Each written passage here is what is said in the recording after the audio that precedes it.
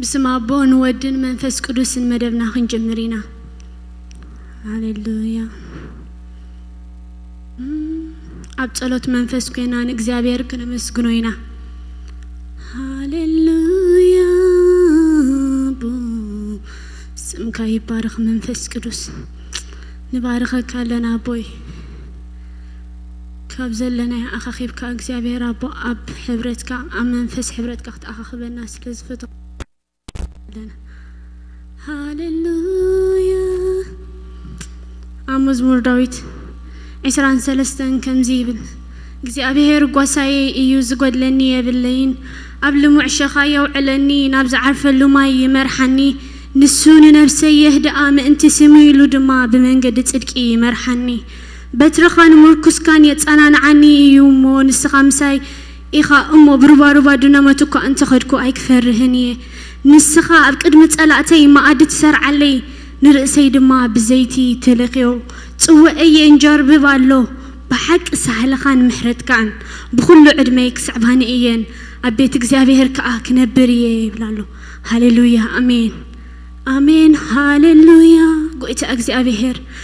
بحق سهلخان محرتكان كسعبانيين أبيت كادما تتخيل خنبريه منفس قدوس هاليلويا كاب عمتنا بعمت التسغاغرني እግዚአብሔር رمسكنك هالو كاب علتنا بعلت التسغاغرني قويتا أمسكنك هالو هاليلويا كاب كفتشحن عسران حدن ناب كفتشحن عسران كفتن تبصحني أملاك مسجنك هاللغو منفس قدوس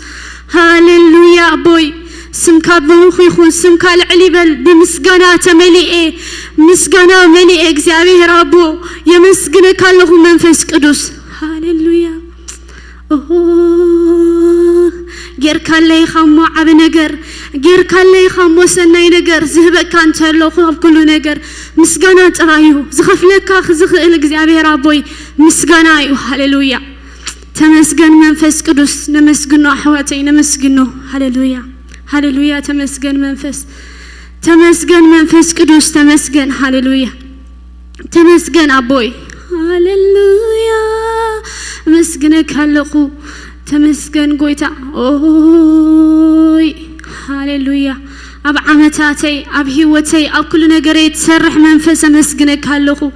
እግዚአብሔር أم نجدي وإግዚአብሔር برهان تخون منفس مسجنك هاللقو تمسجن هاللقو تمسجن بمجد راسي أنك خير سلازي قدف كان نقويتا أمسجنك هاللخو أبيتك ختكل وإግዚአብሔር سلاز قبر كان يمسجنك هاللخو هاليلويا هاليلويا تمسجن قالوا أزي رخبو عدل قالوا أزي رخبو privilege لازهب كان يا أبو مسجنا يخون نعخا هاليلويا أي بحيلين أي بخلتين أبيتك ختكل እግዚአብሔር أب عبيتي كبرانين قدسانين زلوا منفسك ختكل سلاز قبرك قويتا أمسجنك هاللخو هاليلويا تمسجن أبو يا تمسجن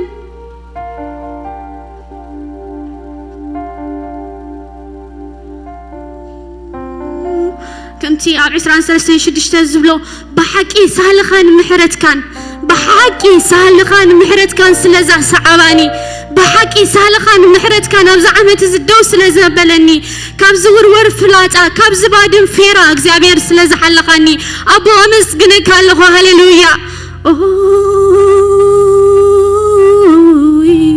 كندي حمومات بعرات كندي دما كلو دقي سومالو እግዚአብሔር أبو كندي دما عينتهم زي رأيو እግዚአብሔር نمنفسك خريو زي قالو أبو نسخا ግን እግዚአብሔር መንፈስካ ክትበኒ ስለዚህ ፈተኻ የመስግነክ ሃለው ሃሌሉያ ያ አቦ ተመስገን بمنجدي እግዚአብሔር ጽድቂ እትመርሐኒ እግዚአብሔር አቦ ኣብ የማኔ ያላፍ ኮድቁ ኸለው እግዚአብሔር አቦ በኃጢአት ክኸዱ ኸለው እግዚአብሔር አቦ እስኻ ግን ብጸጋኻ ስለዚህ ሸፈንካኒ እግዚአብሔር አቦ ኣብ ሕማ ኣብ ዝኸደሉ ናብ ብርሃን ናብ ትመርሐኒ አይ ጉድ መንፈስ ቅዱስ ሃሌሉያ ስምካ ይባረኽ እግዚአብሔር አቦ ኣብ ጭቃ خيد كله እግዚአብሔር መንገደይ ሙልሙል ትገብሮ ስኻ መንፈስ ስምካ ይባረኽ ሃሌሉያ يا سمكا يبارك مزمور داود دما قتيلو خمسي بلن نسون نفسي يهدأ من تسمو يلو دما بمنقد تصدقي يمرحني እግዚአብሔር أنا بحيلي يكونن أنا بخلتي يكونن نسخاقن أباي كتسرح فتيقا እግዚአብሔር أبو أنا بحيلي يكونن أنا بخلتي يكونن منفس قدوس نسخاقن نعي እግዚአብሔር كتمرت فتيقا هاللويا እግዚአብሔር سمكا يبارك هاللويا سمكا يبارك منفس قدوس سمكا يبارك أبو كاب ساولنا بأولوس تغير أبو እግዚአብሔር أبو كابرهان كاب ጸልማት እግዚአብሔር كابرهان تأتو منفس كاب ጸልማት نبرهان تأتو منفس هاللويا مسجنك هالخو أمسجنك هالخو أبوي يمسجنك هالخو يمسجنك هالخو منفس قدوس سمكا يبارك هاللويا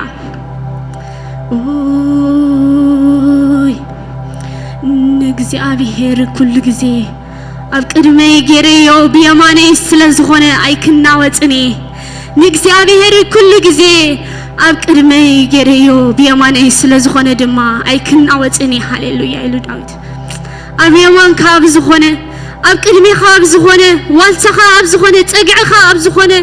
ፀግዕኻ ተሪር እንድሕር ዳ ኮይኑ ዋልታኻ ድማ ተሪር እንድሕር ኮይኑ ኣይክትናወጽኒ ኻ ሓወይ ኣይክትናወጽኒ ኻ ሓፍተይ ሃሌሉያ تمسكن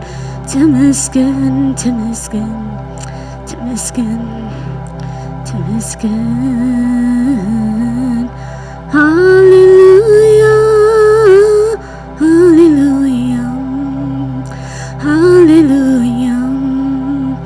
هاليلويا هاليلويا هاليلويا هاليلويا هاليلويا هاليلويا هجد ما أجزء أحواتي كل منوين أنا እግዚአብሔር ከምቲ ዓመትና አበርቲዑ ዓመትና አጠቢቁ በምስጋና መሊኡ ዘሳገረና ሕጂ ድማ ነዛት መጽ ዓመት ከውሕናን ክልናን ኮነና ክል منوين أنا እግዚአብሔር أب إجرها وديقنا እግዚአብሔር ናባኻ ንጸብቃለና መንፈስካ መመሊሱ አባና ከንጀር ብአቦን ልምነካ ለና መንፈስ ንበሎ ኣሕዋተይ ለማዛንዳላ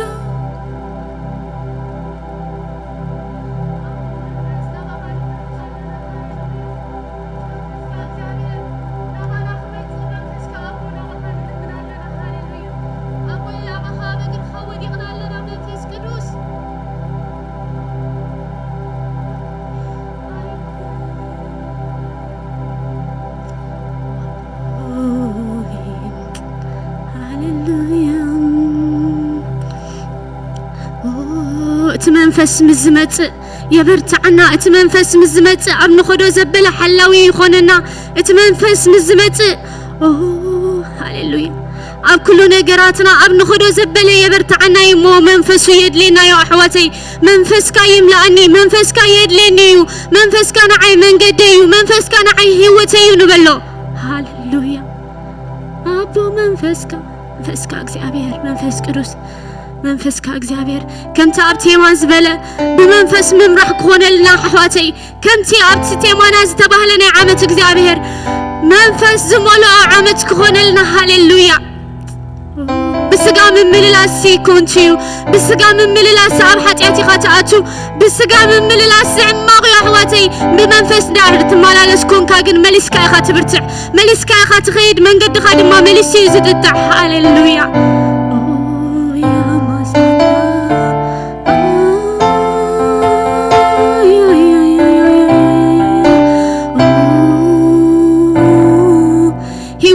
بمنفس انت عليات الناس بمنفس كأن مالالس هيوت بمنفس انت عليات الناس بمنفس كأن مالالس هاليلويا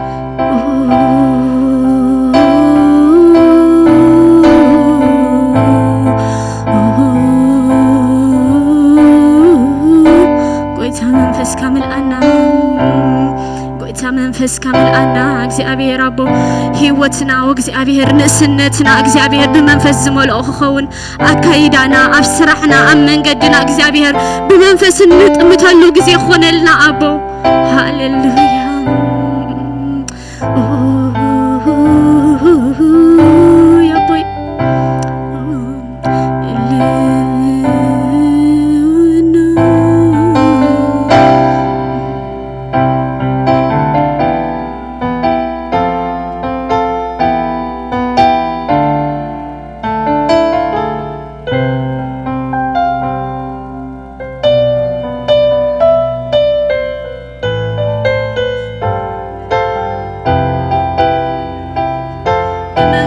كاجير كأبونا مقدس كامرحنا هاليلويا بمنفس كاجير كنبتهلونا خامرحنا أبوي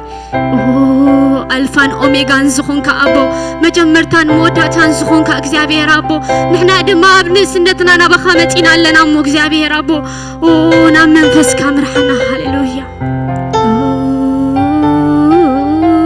زرخبنا يو عدل نكنتو خين قبرو زرخبنا يو منفس نكنتو خين كي نقبرو اكزابير ربونا بخا نقرب لنا حج ما منفس قدس اكزابيرنا قلقلوت كاكنا وعلو اكزابير ربو كبخا نعخا خن قبرو كبخا نعخا خن قبرو منفس قدس ردعنا هاليلويا تمسكن جيتا قويتا سمكا يبارا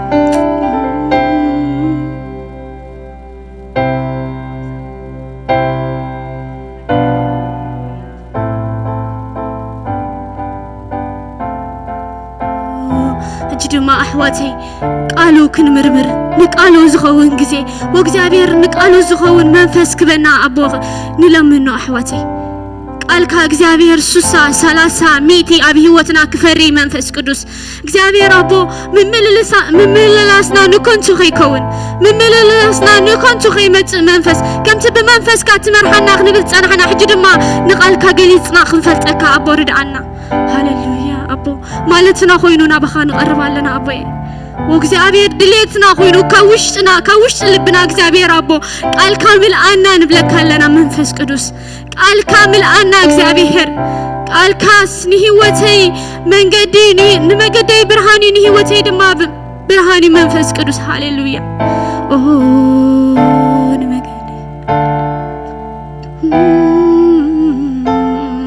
ቃል ከእግዚአብሔር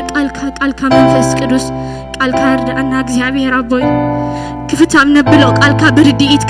كنملا كفتاب نبلو قالك بعينت مخفات كنملا كفتاب نبلو قالك እግዚአብሔር አቦ بتأمرات كنملا منفس قدوس ردعنا هاليلويا مسكن ጌታ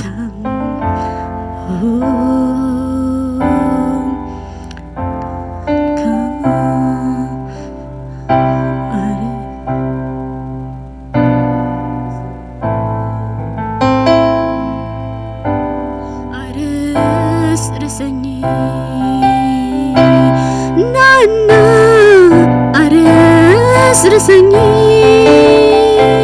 إننا أرس رسني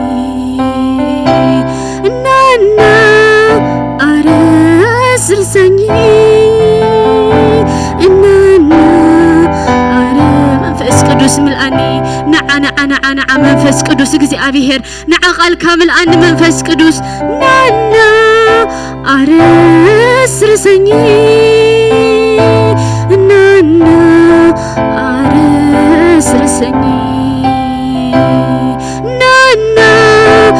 أرس رسني نانا أرس رسني نانا أرس رسني نانا أرس رسني هللويا እግዚአብሔር አቦ ቃል ካምል አን እግዚአብሔር አቦ ቃል ካምል አን መንፈስ ቅዱስ በቃልካ ያክብር ትዕዝኽል በቃልካ እግዚአብሔር ነዛ ዓለም ዚያ ክስዕራ ዝኽል አቦይ ቃል ካምል አን መንፈስ ቅዱስ ነዓ አርስርሰን ውሽጠይ ምል አን እግዚአብሔር አቦ ናይ ክብርኻ ዝናብ ይዝነብ ኣብ ህይወተይ እግዚአብሔር ናይ ክብርኻ ዝናብ ይንፈስ እግዚአብሔር ይዝነብ መንፈስ ቅዱስ ኣብ ልበይ يزنب ابن سنتي منفس قدوس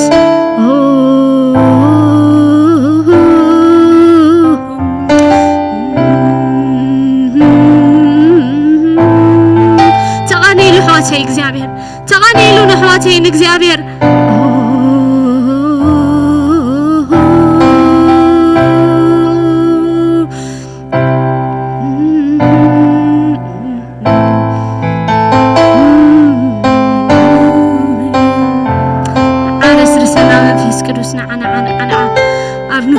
أمناتك هلونا نمالا لسالنا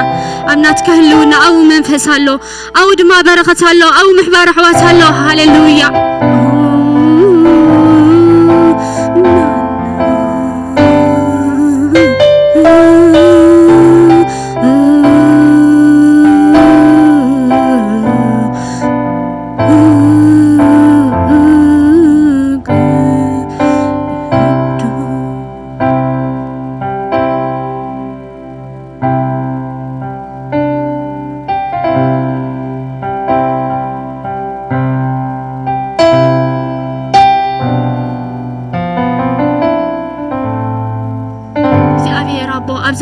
زلا عمت دما بترخان مركزكان كتسنانا عنا بترخان مركزكان قالك أبي هوتنا بترن مركزن خوننا قالك أبي هوتنا እግዚአብሔር አቦ መጸናኒዒ قالك أبي هوتنا تقعن والتان قالك أبي هوتنا برهان كوينو እግዚአብሔር كግለጽ ስለትገብሮ ነመስግነካ ለና መንፈስ ቅዱስ ሃሌሉያ قالك أبي هوتنا هاليلويا هاليلويا هاليلويا أبو قالك أبي هوتنا ስለዝግለጽ ተመስገን أبوي نبخان تطبقالنا እግዚአብሔር መጀመርታ ዓመትና አገልግሎት ይሞዚ እግዚአብሔር አቦ መንስያትካ ወእግዚአብሔር መሊና ብትባዓት ክንማላለስ መሊና መንፈስካ ንኻሎት ብርሃን ክንከውን እግዚአብሔር በካይዳና ብግብርና በዘራርባና በሁሉ ነገርና እግዚአብሔር አቦ ናትካ በረኸት ክንለብስ ናትካ እምነት ክንለብስ መንፈስ ቅዱስ ርዳና ሃሌሉያ ተመስገን ጌታ እግዚአብሔር ዝኹሉ ነገር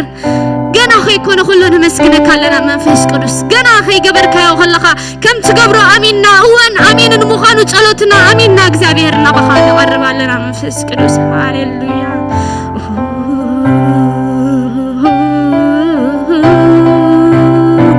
ተመስገን ጌታ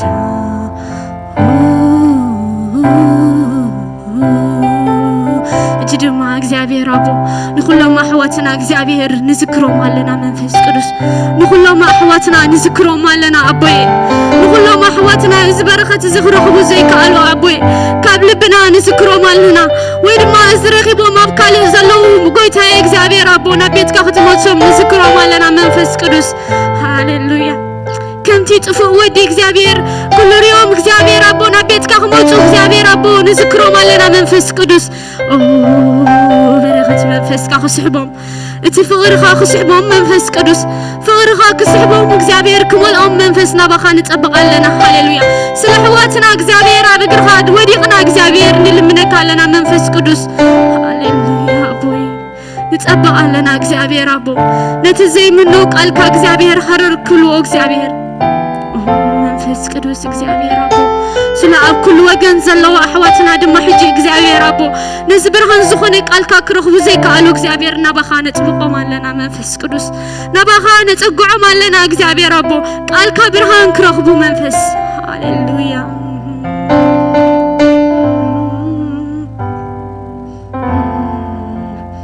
ሃሌሉያ መንገዲ ዘለው ድማ እግዚአብሔር አቦ ንእግሮም ከተቃላጥፍ መንፈስካ እግዚአብሔር አቦ ካብዚ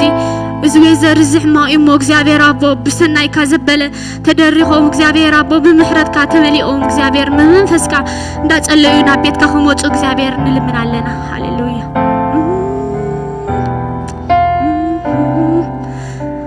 ልዑልን ሕያውን ፈቃድን ዝኾንካ እግዚአብሔር አምላኽና ነመስግነካ ኣለና አቦዬ ከምዚ ዝበለ እግዚአብሔር አቦ ኣብ ቅድስተ ቅዱሳንካ ኣቲና እግዚአብሔር ክንዓጥን ስለዝገበርካና ስምካ ይባረኽ መንፈስ ቅዱስ አቦዬ እዚ ዕድል እዚ ረኺብና እግዚአብሔር አቦ ከም ማርያም ኣብ እግርኻ ወዲቕና እግዚአብሔር አቦ ኮፍ ኢልና ቃልካ ክንሰምዕ ከነምልኸካ ከነኽብረካ ስለዚ ዕድል እዚ ዝረኸብና ጎይታ መሊስና ንባረኸካ ኣለና ነመስግነካ ኣለና መንፈስ ቅዱስ ሃሌሉያ አቦዬ ሕጂ ድማ ነዚ ክረኽቡ ዘይከኣሉ ኣሕዋትና ንዝክሮም ኣለና መንፈስ ቅዱስ ኣብ ኩሉ ወገናት ደለው እግዚአብሔር አቦ ተዓባይ ኢድካ ክትበፅሖም ወእግዚአብሔር ናባኻ ነጥብቖም ኣለና ሃሌሉያ ሕጂ ድማ በቲ ዝመፀና ቃል ኣገልግሎት ኩሉ ነገር በረኸት መሊስና ተመሊእና እግዚአብሔር ክንመፅእ ከለና ዘይከምቲ ክንመፅእ ከለና ዝነበርናዮ ዘይኮነስ ክንወፅእ ከለና ሓደሽትን ሙሉኣት መንፈስን ኮይንና ክንወፅእ እግዚአብሔር ርዳእና አቦዬ ተለዊጥና ብሓድሽ መንፈስ بحدش برغت بحدش برهان كنا خنوت እግዚአብሔር ملأنا هاليلويا أبو سمكاي بارك آمين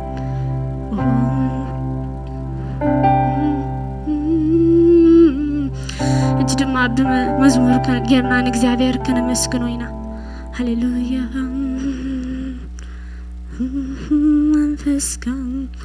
منفسكان هدللونا እግዚአብሔር መንፈስ ካምል አና እግዚአብሔር ሃሌሉያ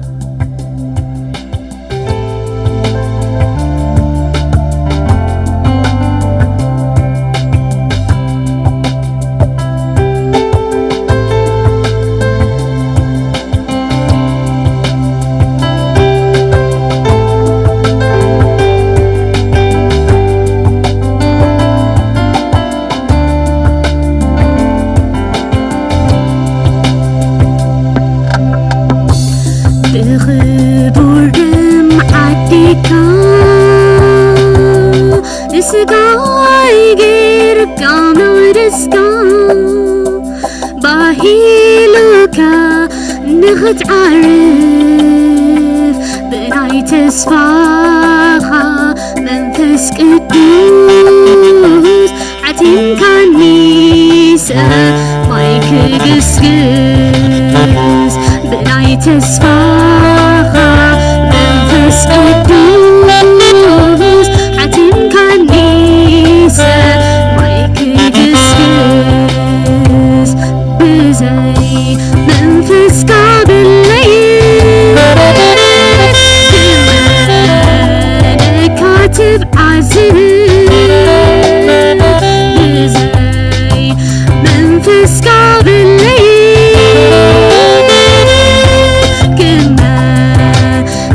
كاتب عزيز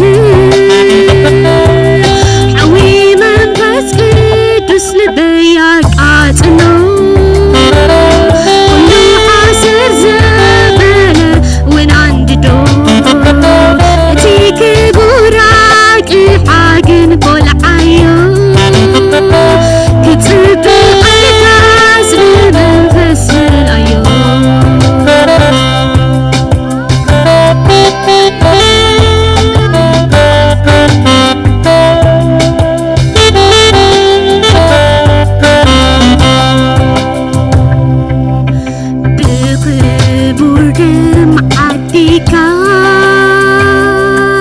نسقاي غيرك مغرسكا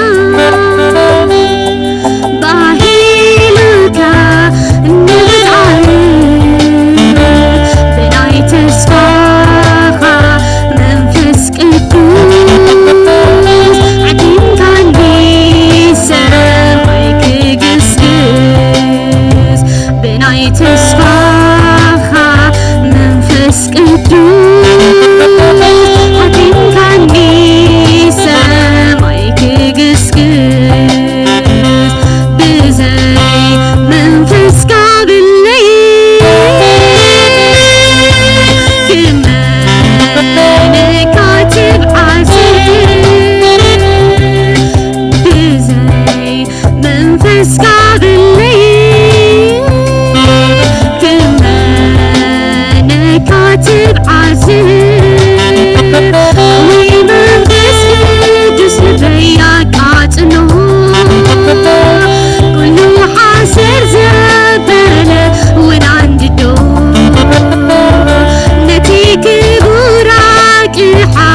كل عيو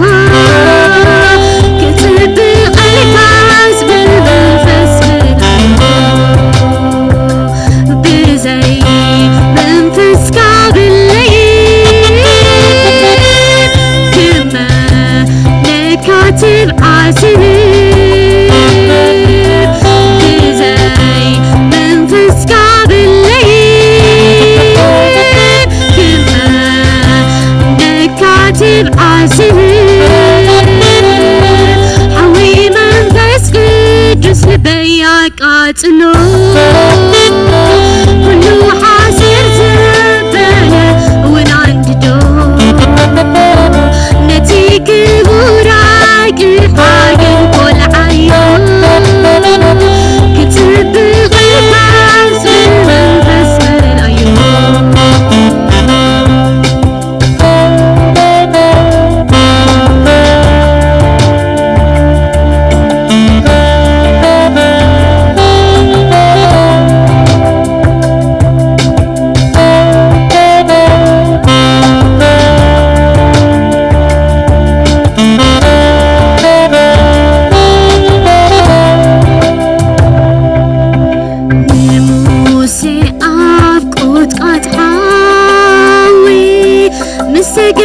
مسجلت كاب ثغري ترقيت كتو لو تكايو أنا وين مقلاتك يتبه ناتي بالزبلة نخيعبه أنا وين مقلاتك يتبه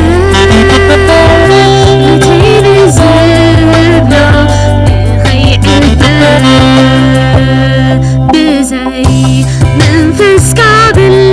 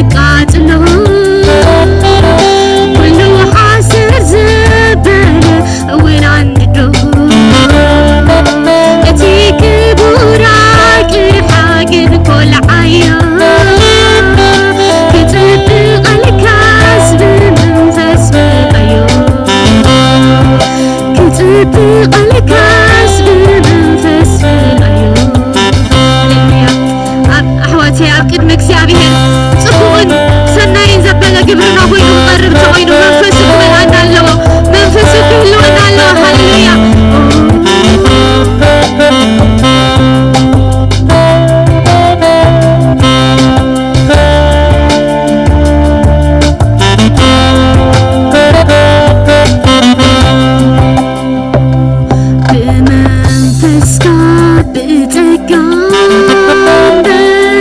بغلات بحيلي كونر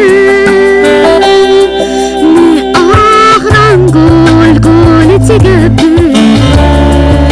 كخيد مو انكفري فري وانكفر والنباري كخيد مو انكفري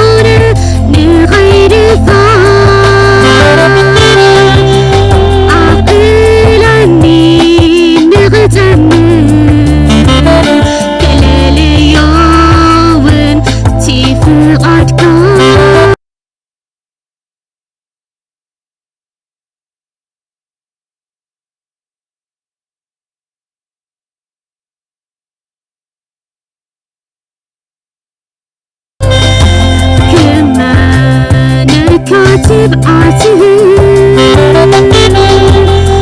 زي منفس كعب الليل كمان كاتب عاتب حوي منفس قدس لبياك عاتنا ولو حاسر زبالة وين عند دور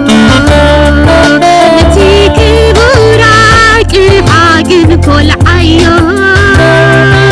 كتب الكاس بمنفس العيون بزي منفس كعب الليل كمان كاتب عسل عوي منفس قدس لبياك عاتلو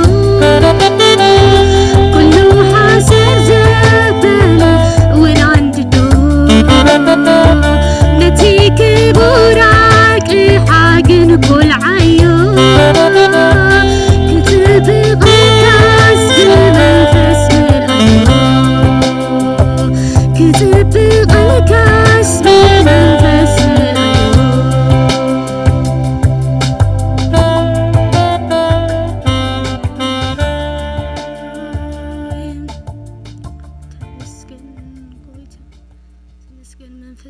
እግዚአብሔር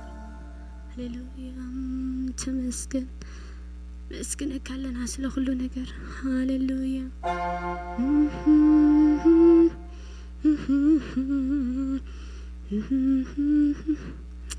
አቤት ተመስገን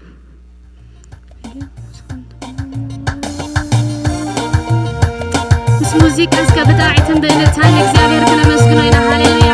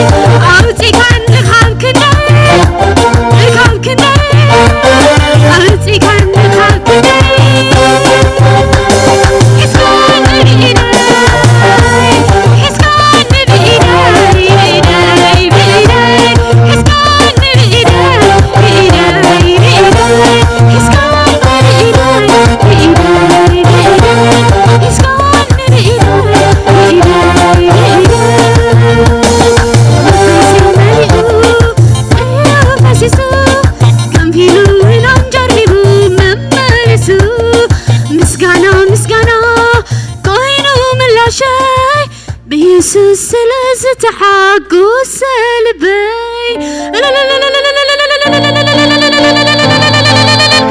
كناك وسغي مسكانها كل فترة عدي ما يوم كمسكنها أرتعيو كتكبر بينها نزيد ما سوسغ مسكانها كناك وسغي مسكانها وسغ لخو قويتاي وساس خلكا زترف وننتلو عطفي بعطفي نبين خاطراي اني خو وفي جيناك وسغية مسكانها وسخ لخو قويتاي وساس خلكا زترف وننتلو درب درب نبين خاطراي اني خو اقرب اوتي كان خاب كنداي كاب كنداي اوتي كان خاب كنداي حس كان بإيداي كاب حمام كاب كل نجر كاب حما زبلة كاب صلمات اندوت وغزيابير زبارهنا اوتي كان خاب كنداي وغزيابير كاب كنداي اوتي كان خاب كنداي حس كان بإيداي حس كان بإيداي بإيداي حس كان بإيداي بإيداي هللويا بداعي تنبلتان እግዚአብሔር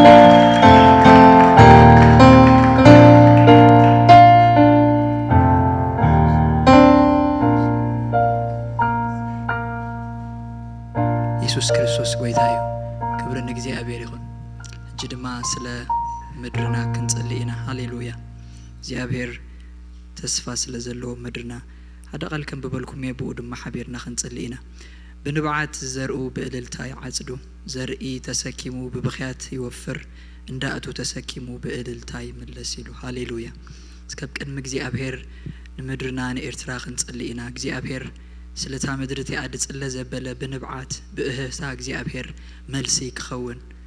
ነግዚአብሔር ቃል አመዝሙር 126 ተዛረበ ቃል እዚ ዳዊት በንብዓት ይዘርኡ በእልልታ ድማ ይዓጽዱ ይሉ ሃሌሉያ እስከብ ቅድም እግዚአብሔር ጸሎትና ንዕርጎ ወቅ ስለ ምድርና ንስኻ ተስፋ አለካ ስለ ምድርና ሓድሽ ነገር ዘይተሰምዐ ነገር አለካ ሰናይ አለካ ስለ ምድርናሞ ንጽልያለና በቅድሚኻ ጎይታ ደሓንታ ምድርቲኣ ክኸውን በኢየሱስ ክርስቶስ ሰላምታ ምድርቲኣ ክበዝሕ ጎይታ በኢየሱስ ክርስቶስ ከም ሃገራ ከም ሰባ ዴኮነስ ከምቲ ንስኻ ዘርአኸላ ክትከውን ንጽልያለና እግዚአብሔር ከምቲ ንስኻ ዝመደብካላ ክትከውን ጎይታ በኢየሱስ ክርስቶስ ንጽልያለና ደሓን ይኹን ኣብ ቤታት ንብላለና ደሓን ይኹን ኣብ ከተማታት ኣብ ገጠራት ንብላለና እግዚአብሔር ደሓን ይኹን ኩሉ ምድራ ምህርታ ዘበለ በኢየሱስ ክርስቶስ ደሓን ይኹን ህዝባ በኢየሱስ ክርስቶስ እግዚአብሔር ደሓን ይኹን ምጥዓይ ይኹን መሪሕነታ እግዚአብሔር በኢየሱስ ክርስቶስ አቦ ንጽልያለና ሞላ ክራዲያ ላቦሽታ ኤል ፕሬደቬዲዮ ኖኖሞስ ሌሽኬ ፕሬደቬዲያ ናይ ካሕሳ ዘመን ክኸውን ጎይታ ናይ መምላስ ዘመን ክኸውን ጎይታ ናይ ምሕዳስ ዘመን ክኸውን ጎይታ በኢየሱስ ስም ንጽልያለና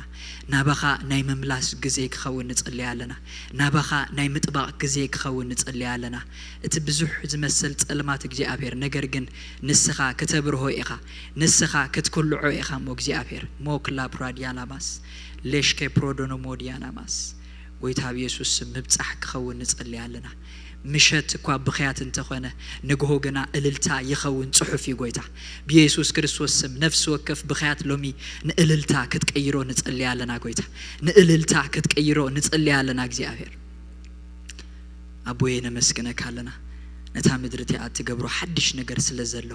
ከም ጓኖት ከም ጣዖት ዘምልኹ ደይኮነ ከም ህያው አምላኽ ዘምልኹ አሜንና ነመስግነካለና እግዚአብሔር ንባረኸካለና እግዚአብሔር ስለ ሁሉ ክብር ንስምካ ይኹን ጎይታ በኢየሱስ ስም አሜን ቋዕ ብዳሕን በሰላም ናብ ቤት እግዚአብሔር መጻኹም ክብር ንእግዚአብሔር ይኹን ኢየሱስ ክርስቶስ ጎይታ እዩ ምናልባት ቀድሜና ብካል መደባትና መሕላፍና ኣጋይሽ መጀመርታ ግዜ ዝመጻኹም እንድሕር ኣለኹም ሰላም ክንብለኩም ሰላም ድማ ኸ ክትብሉና ባህል ናይ ዛ ቤት እግዚአብሔር እሞ ምናልባት እንድሕር ኣለኹም ኦኬ ኩላህና ደቂ ገዛ እንድሕር ኮይና ስለዚ ዘሎ ሰሙናዊ መደባት ሶኒ ናይ መንእሰይ ወይ ድማ ብመንእሰያት ዝዳሉ ናይ ጸሎት ናይ ቃል ግዜ ካብ ሰዓት 7 እስካብ ሰዓት 10 ናይ ምሸት ኣለና ስለዚ ንሕበር ሓቢርና ንካፈል መናእሰያት ምናልባት ዓሚ ብዝተፈላለየ መንገዲ ዘይጥዕመና ዝነበረ ሰባት እንድሕር ኣሊናውን ንምጻእ ንካፈል ንኻልኦት ኣሕዋት እውን ነበራትዕ ክካፈሉ ድማ ኸ ሒዝናዮም ንምጻእ እግዚአብሔር ስለዝኾነ ዝዓይ እግዚአብሔር ስለዝኾነ ዝትንክፍ ክብርን ኣምላኽ ይኹን ሶሉስን ሓሙስን ናይ ዙም ጸሎት ግዜ ኣሎ ካብ ሰዓት 8 ካብ ሰዓት 6 እስካብ ሰዓት 8 ፈረቓና ቢሉ ብዙም ክትካፈሉ ትደልዩ ሰባት ናይ ሶሉስን ሓሙስን መደብ ብዙም ናይ ጸሎትን ናይ ቃልን ግዜ ኣሎ ረቡዕ ድማ ኸ ካብ ሰዓት 6 ጀሚሩ እስካብ 8 ድጸንሕ ናይ ወንጌል ግዜ ኣሎ ሶ ኣብቲ ፕሮግራም ብወንጌል ድወጹ ወንጌል ዝምስክሩ ዝጽልዩ ሓቢሮም እውን ይሕዋት ኣለዉ ስለዚ ብኸምኡ ክነገልግል ልቢ ዘለና ሰባት ድማ ኸ ብርግጽ ወንጌል ምስባኽ ናይ ኩሉ ክርስቲያን ግዴታ እዩ ሓቂዶ ወንጌል ምስባኽ ሲ ናይ ሓደ ወንጌላዊ ይኮነን ኩላህና ብክርስቶስ ተገበረልና ዳግም ዝተወለድና ሰባት ስለዝኾንና ወንጌል ምምስካር ናይ ኩላህና እዩ ካልእ ዓርቢ ናይ መንእሰያት በእንግሊሽ ወይ ድማ ኸ ናይ ቲንስ ቶም ያንግ አዳልትስ ድበሃሉ ናይ መንእሰያት መደብ ኣሎ ካብ 6 ፈረቓን እስካብ ሰዓት 8 ኣቢሉ ዘሎ ስለዚ ኣብኡ ድማ ንዓድም ንሕና ምናልባት ቲንስ ተዘይኮንና ነቶም ካልኦት ኣብ ከባቢና ዘለዉ ንፈልጦም ዝተላለናዮም ያንግ አዳልትስ ኣይንግደፎም ናብ ቸርች ንኽመጹ ኢንቫይት ንግበሮም ንዓድሙ ክብሪ ንእግዚአብሔር ይኹን ካልእ ቀዳም ከም ትወትሩ ካብ ሰዓት 5 እስካብ ሰዓት 8 ናይ ጸሎትን ናይ ቃል ግዜን በቤተ ክርስቲያን ኣሎ ሰንበት ድማ ኸ ከምዚ ዓይነት መደብ 3 እብረ ቀዳማይ መደብ ካብ ሰዓት 9 እስካብ 11 ካልኣይ እብረ ካብ ሰዓት 11 ፈረቓን እስካብ 1 ፈረቓን ሳልሳይ እብረ ድማ ኸ ከምዚ ካብ ሰዓት 5 ክሳብ 7 ፈረቓን ብመንእሰያት ዝዳሎ መደብ እዩ ማለት እዩ ክብሪ ንእግዚአብሔር ይኹን ኢየሱስ ክርስቶስ ጎይታ እዩ ኢየሱስ ጎይታ እዩ ስለዚ ካብ ዝቐጺለ ስለ ዕሽርን ስለ ሙባእን ድማ ኸ በቲ ድሕሪት መወዳእታ መደብ ምስተወድአ ብዴቢት ብቪዛ ብካሽ ክትከፍሉ ትደልዩ ክትከፍሉ ትኽእሉ ኢኹም ብኢትራንስፈሩን ከምኡ ማለት እዩ ስለዚ ሕጂ እቲ ግዜ ንመንፈስ እግዚአብሔርን ንሓውና ማቴን ክንበው ኢና ክብሪ ንእግዚአብሔር ይኹን ብጣዕሚ ተቐበሉ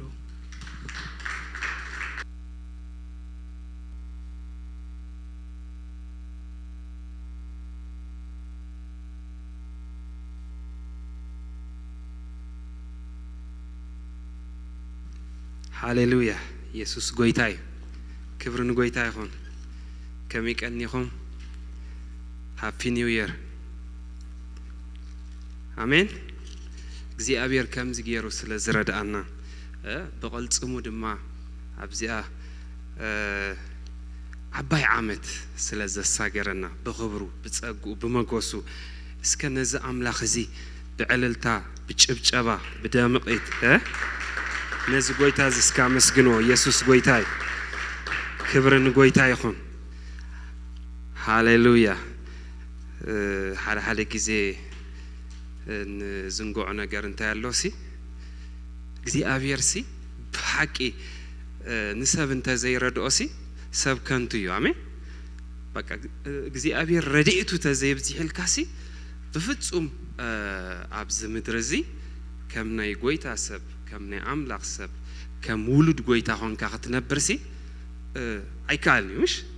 ግን እግዚአብሔር ምሕረቱን ጸጉኡን በረኸቱን ሓይሉን ኣባና ኣፍሲሱ ካብ መዓልቲ ንመዓልቲ ብግሩም ዝኾነ መንፈሳዊ ክብሪ እንዳሳገረ ካብ መዓልቲ ናብ መዓልቲ ከሳግረና ሲ ካብዚ ዝዓቢ በረኸት የለን ኢየሱስ ጎይታ እዩ ስለዚ ሓደ ነገር ብጣዕሚ ክርድኦ ዝግባአና ነገር ሲ ጸጋ ኣምላኽ ረድኤት ኣምላኽ ዝበዝሓልኩም ሰብ ኢኹም አሜን በቃ ብምህላውኩም ኣብ ጎይታ ብምህላውኩምን ኣብ ጎይታ ደው ብምባልኩምን ኣብ ጎይታ በቃ ብምጽናዕኹምን ሲ በቃ በከምዝ ኮፊልኩም ከለኹም ከምዛ ዘለኹም ማሲ አዚኹም ረድኤት እግዚአብሔር ዝበዝሓልኩም ሰቢኹም እስከ ንርእስኹም በልዋ ረድኤት እግዚአብሔር ዝበዝሓለይ ሰቤ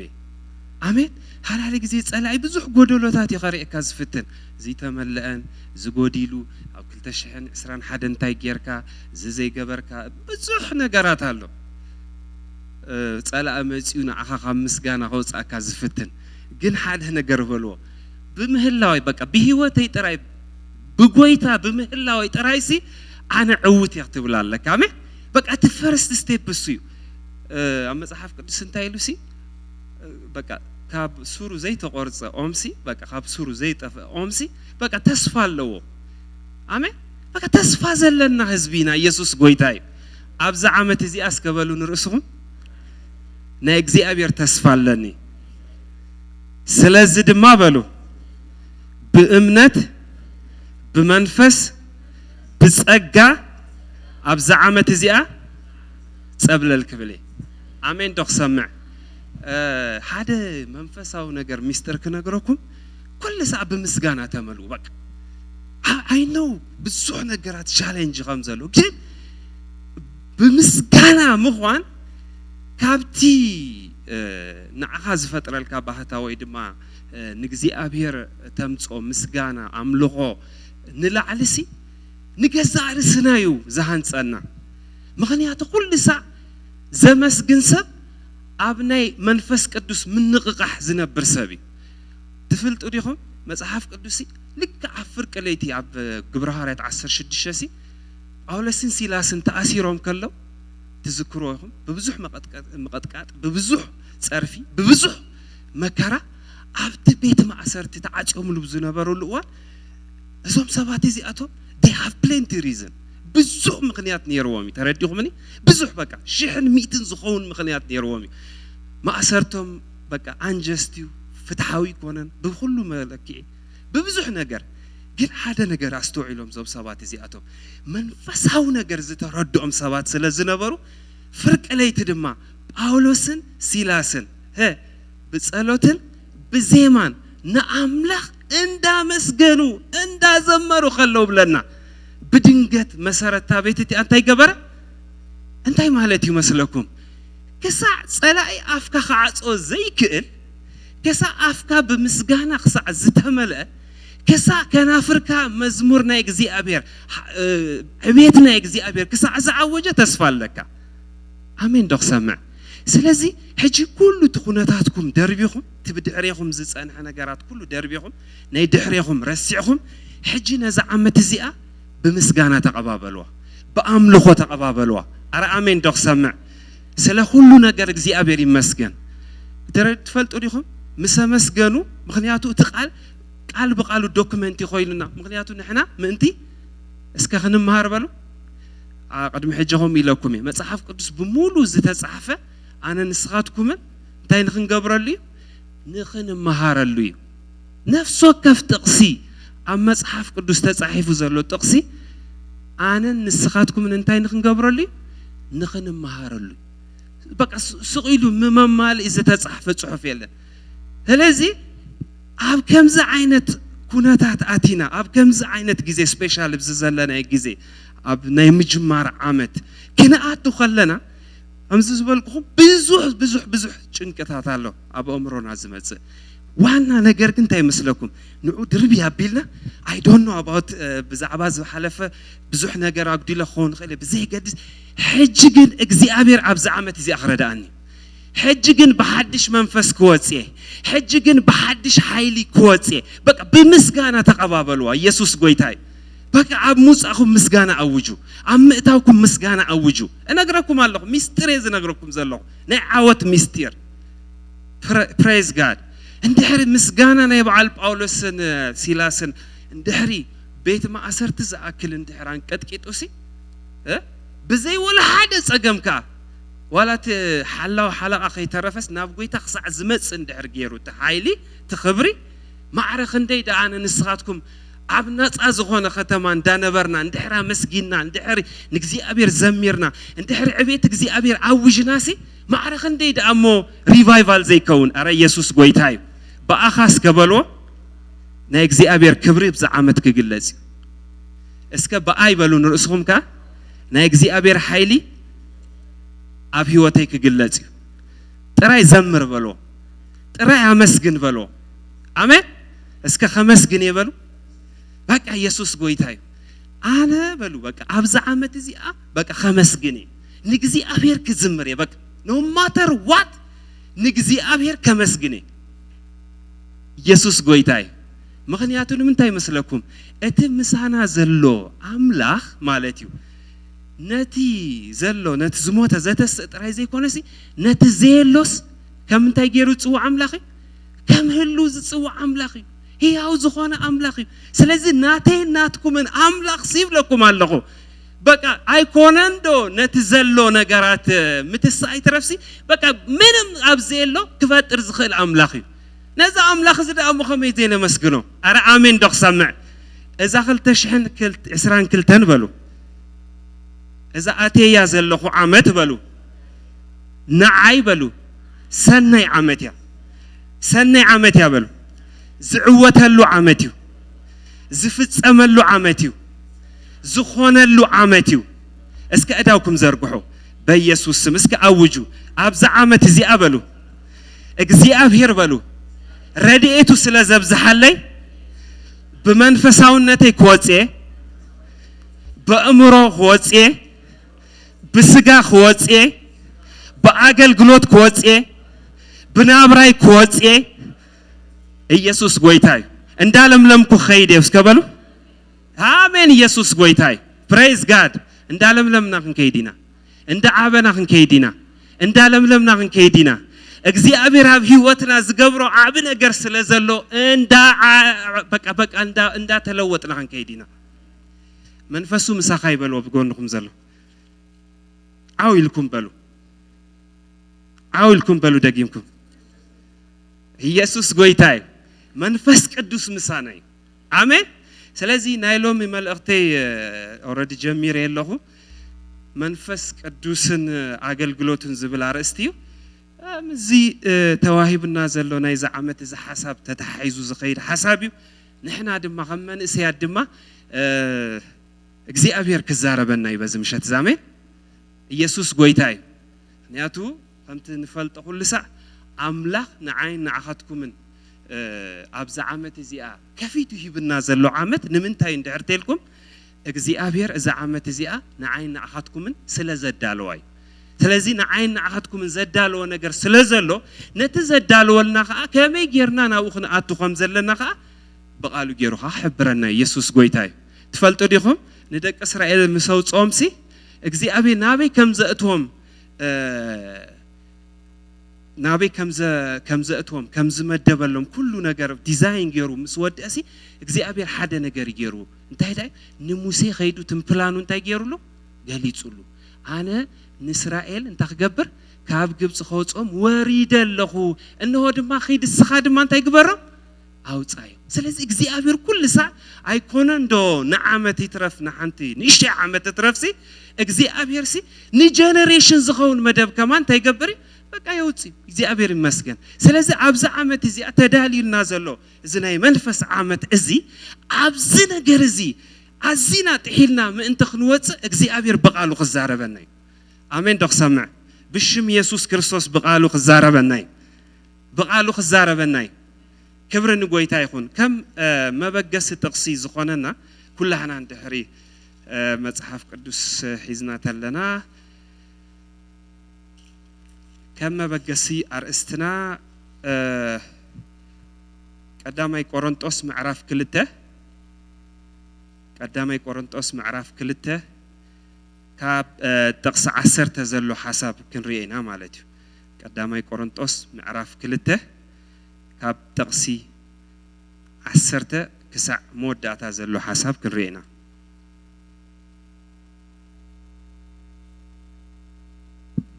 انتايب لنا اتمنفس جنا معمق املاخ كوا غيترفه نقولو يمرمريمو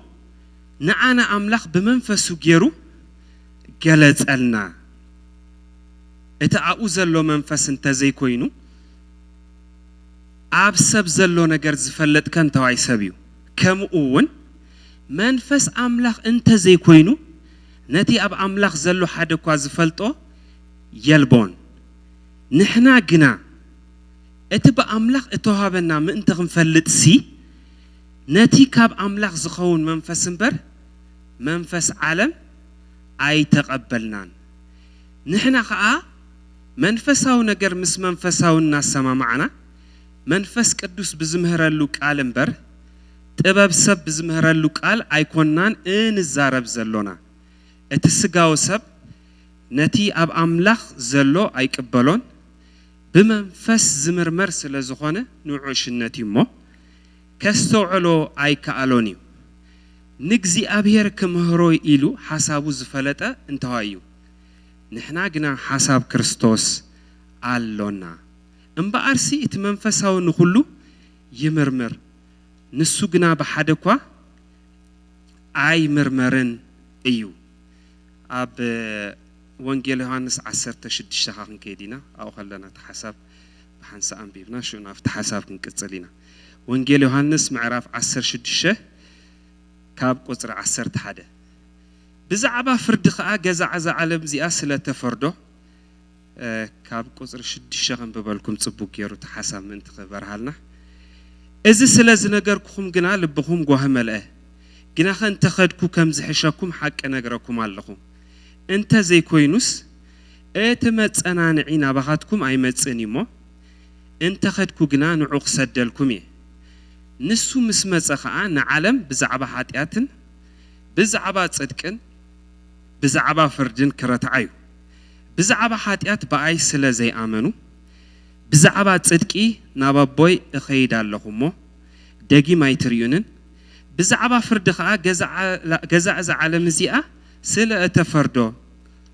ዝነገረኩም ብዙሕ ካልእ ዘረባ ገና ኣሎኒ ግና ክትጾርዎ ኣይትኽእሉን ኢኹም እቲ መንፈስ ሓቂ ምስ መጸ ግና ንሱ ዝሰምዖ ዘበለዩ ዝዛረብ እምበር ካብ ርእሱ ኣይዛረብኒ እሞ ንሱ ነቲ ዝመጽእ ኸፍልጠኩም ናብ ኩሉ ሓቂ እውን ክመርሓኩም እዩ ንሱ ኻባይ ክወስድን ክነገረኩምኒ እሞ ንዓይ ከኽብረኒ እዩ እቲ ናይ ኣቦይ ዘበለ ኩሉ ናተይ እዩ ስለዚ ኻባይ ወሲዱ ክነገረኩም እዩ ዝበልኩኹም ኢየሱስ ጎይታ እዩ ሕጂ ኣብዚ ጎይታ ኢየሱስ ክርስቶስ ንደቀ መዛሙርቱ ከምቲ ትፈልጥዎ ነቶም 12 ደቀ መዛሙርቲ ኣብዛ ምዕራፍ 16 ንሪኦም ዘለና ካብቶም ናይ መወዳእታ ምዕራፋት ናይ ጎይታ ዝነበረሉ ግዜ እዩ ኣብቲ ሽዑ ግዜቲ ብዛዕባ ናቱ ፕላን እዩ ዝነግሮም ዘሎ ብዛዕባ መኻዱ ብዛዕባ ሞቱ እንታይ ከም ዝኸውን ብዛዕባ መምፁ ኩሉ ሚስጥራት እዩ ዝነግሮም ዘሎ ግን ኣብዚ ሓሳብ እዚ ክሪኦ ከለና ደቀ መዛሙርቲ ምንም ኣይተረድኦምን ፍጹም በቃ ንጎይታስ ክርድእዎስ ኣይከኣሉን ሕጂ ብዙሕ ነገራት ዋላ እንተበሎም ንኣብነት ሕጂሲ ካለ ካብኦምሲ እንታይ ኢልዎ በቃ ናበይ ከም ዝኸይድ ትፈልጡ ኢኹም ምስ በሎምሲ ናበይ ከም ትኸይድ ኣይንፈልጥን ኢና በቃ ነቦሪኤና ጥራይ እሱ ከዓ ይኣኽለና ኢልዎ ንኣብነት ሕጂ ብዛዕባ ፊልጶስ ክዛረብ ከሎ ሕጂ ጎይታ ኢየሱስ ከዓ ብጣዕሚ ተገሪሙ ምክንያቱስ ክንዲ ግዜ ዝኣክል ዘመናትሲ ምሳኻትኩም ክነብር ምሳኻትኩም ክህሉሲ ንዓይሲ እንታይ ትገብረኒ ኣይትፈልጠን እንዲኻ ሕጂ እቲ ሾክ ዝገበሮ ነገር ንጎይታ ንምንታይ እዩ ምክንያቱ 3 ዓመት ሙሉ ወላ 3 ዓመት ፈርቓን በሎ ብጣዕሚ ጽቡቕ ገይሩ ዝመሃሮም እዩ እዞም ደቀ መዛሙርቲ እዚኦም ማለሲ ከምዚ ሕጂ ከምዚ ሰንበት መጺኹም ተኸድዎ ይኮነን ወይ ከዓ ከምዚ ረብዑን ኣቲና ንወጾ ይኮነን ከምዚ ብሓንሳ ኣብ ሆምሴል ተማሂርና ንኸዶን ኣይኮነን ዴይ ኤንድ ናይት እዞም ሰባት እዚኣቶምሲ ምስ መን ግዜ ይሕልፉ ነይሮም ምስ ጎይታ ዴይ ኤንድ ናይት በቃ መዓልትን ለይትን ዝኸዶ ዝበልዖ ዝሰትዮ ዝነብሮ ኩሉ እንታይ ዝገብሩ ዝነበሩ ሰባት ዝፈልጡ ዝነበሩ ሰባት ስለዚ ጎይታ ኢየሱስ ክርስቶስ ብቃልን ብግብርን ንገዛእ ርእሱ ብትኽክለኛ ዝኾነ ኣካይዳ እዚ ኩሉ ድሕሪ ምምሃርሲ ኣብ መወዳእታ ናይዚ ሓሳብ ዝኽሪኦ ከለና ግን እስቲል እቲ መንፈሳዊ ነገር እንታይ ገበሮም ኣይተረድኦም በቃ ፍጹም ኣይተረድኦም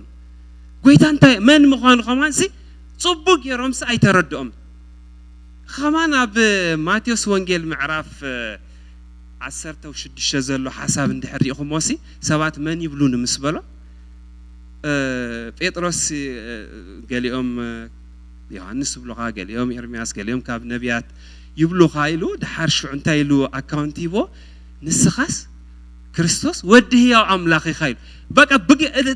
لي أبلج إلى توكو أمبر بإكسبيرينس درجة فليت أون قويتا سايكونن أفتام عرفتها نياتون تزخون نيروسي أب أوردي لكم اندحر تاريخهم بس قويتا بزعبا سقلتون بوتون كزارب كلس انتايلو يبالهكا انتايلو وشو قويتا أنت سيطان كاباي راح ناي سبنبر ناي أملاخ هيجي توتاليسي بناي سب بناي سيطان بناي مدراو نجر بوسس انت بخال أبهال انت يزب لكم زلخو مولو زخونة سألي ناي كريستوسي أي نبرومن بسقاد عام زفلت وان يروم دا أمبر بات منفساو مقلاسي نقوي تايسوس صبوق يروم سنتاي قبرون أي فلتون سلازيو سقان دا مناي قلت سألكان لتناي سامي أبويو قلت سألكايلو هجي بخال أبهال انت هنا نبل زلنا إذا بمولو سلازت تقال لقوي تاشو انتاي لو مسلكم أبز حساب زابز وانجيلو هانس بزو حزن أقرأكم نقر سنير النيو جين انت هتقبروا يتخولون يخم كتصوروا يتخولوا حجي ات من قارة يكون انت شجر زلو ات الشجر زلو ات مسار تبل انت عرفت أوريجينال كان انت عرفت رقم كومبريهنسيف مقبار وي بق كتردو زي مخعل مالتي كتصوروا يتخولون يخم مالتو سي انت هتقبروا يتخول كتردو وسع يتخولون يخم حجي انت يوزرد أنا منفسه عالم بمتن اتي زبرحال كاي خاتبصحو ويكا بمتن اتي زتقلص الكاي خاتبصحو امبر بناي سغاوي اسوسيشن كتبصحو اي تخيلن ايخا هجي حدا بيولد زغبر زلخو نمنتايو ناي منفس عالم سلازخونه بتعامل مسارات جراوند غيرنا خننصف بوي مخنياتو ايكونندو نحنا قويتا بزي بلو بسقا بزي تقلصلو زمن زلنا اترفسي اتون بسقا ابزي تقلصلو زمن نبعلو مسوز اتون زوصونسي ناتنا قويتا يسوس كريستوس نغرسي بسقا سكرودو ويكالو منياتو بسقا ولا حدا سبنا املاك كبصحو كفلطو زغل كم كويلنا باولوس ابزا زنببنيا قرنطوسي اتسقاو سبسي نتين او املاك زلو نغر كفلطو وي كستوعلو أي كيلني أحواتي فتينا خيفتنا إذا عمتزي إجزي أبير بمنفسه عبيت مجلس أتكبرنا يا مين بق كريستوس يسوع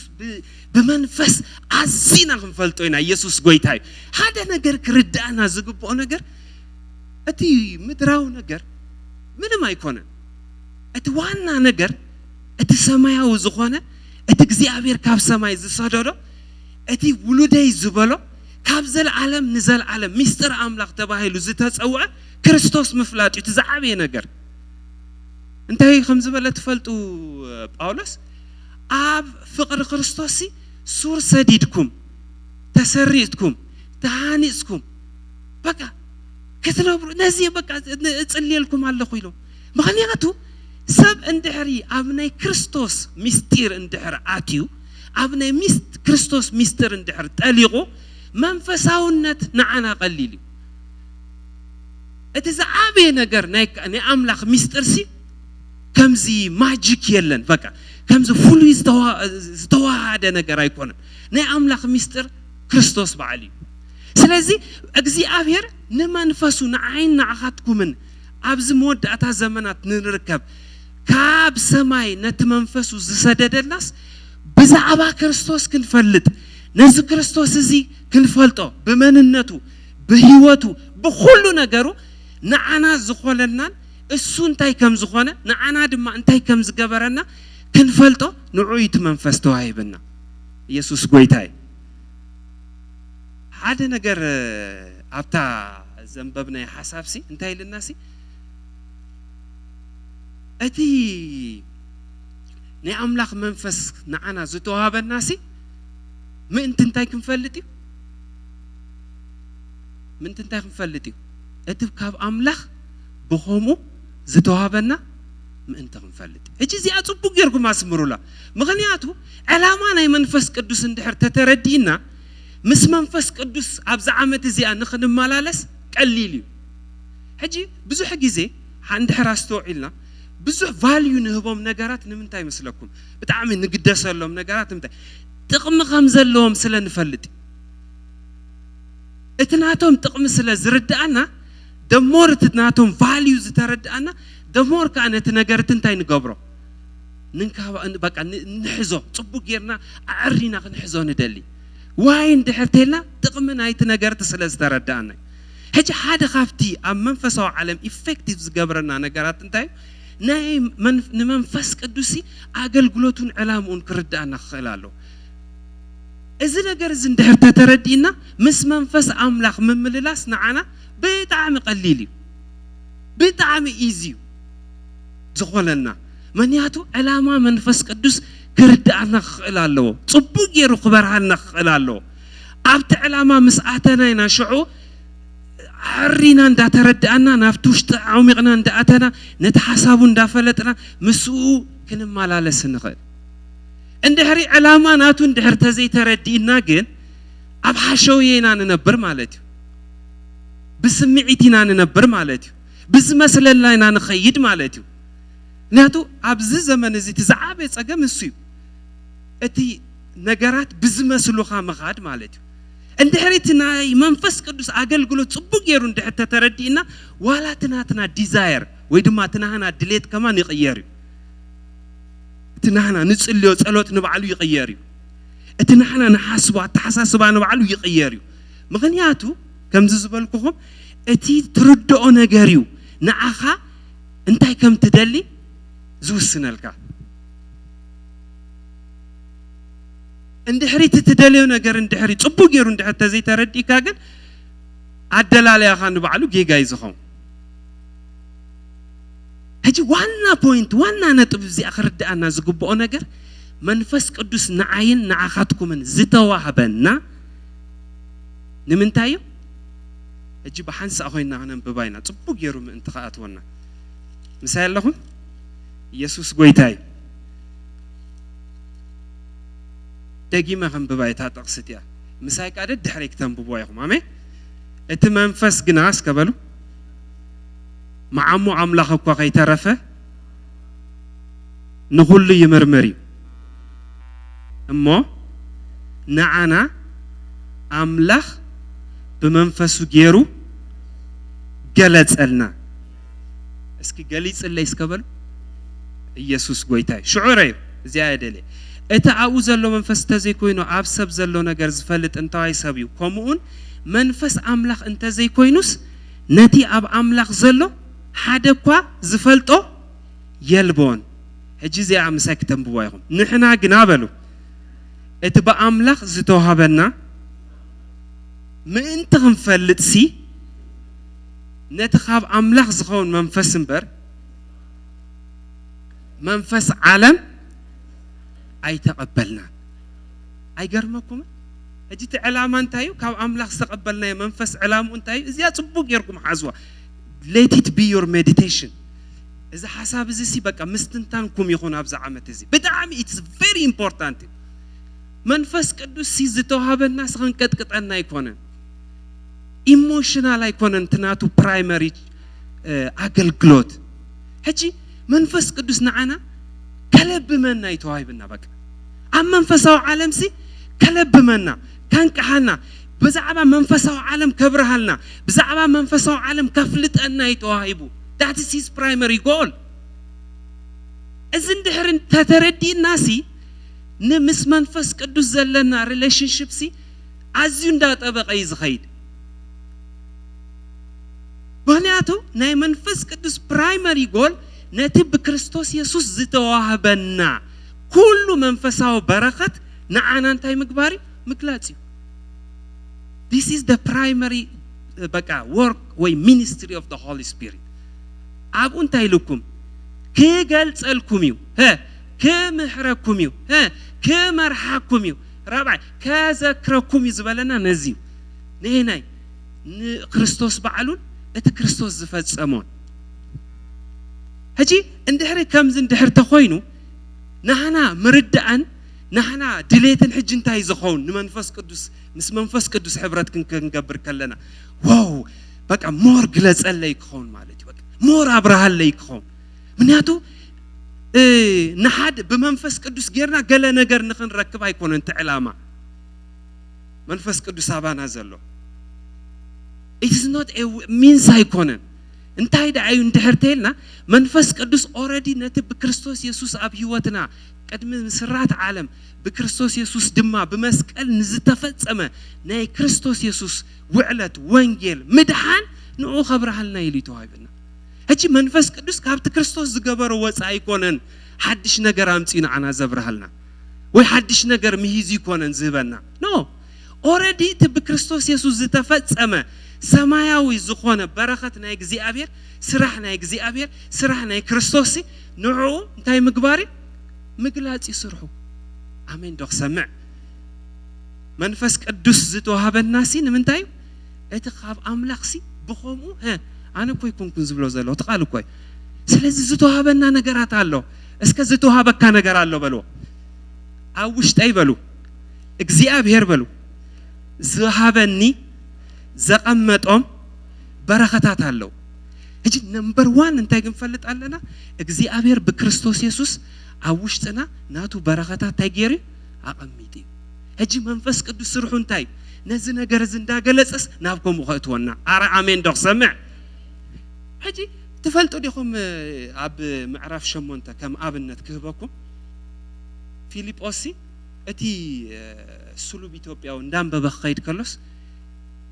ፊልጶስ ሰሚዕዎ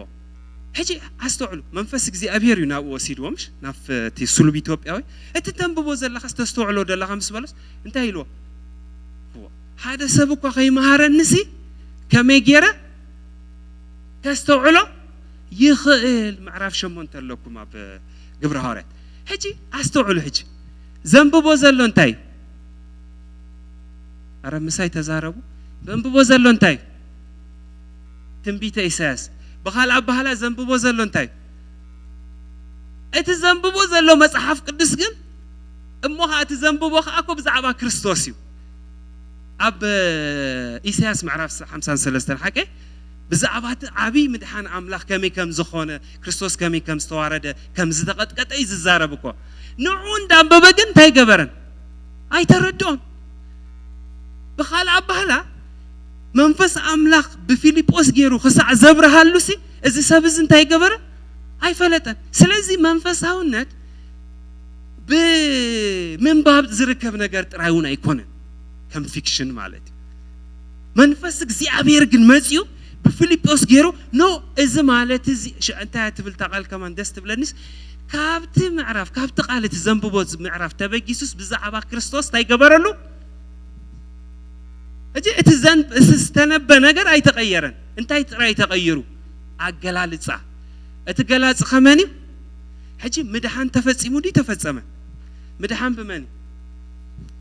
ግን ሰብዝ ድሒኑ ክሳዕ ፊልጶስ ክሳዕ ዝነግሮ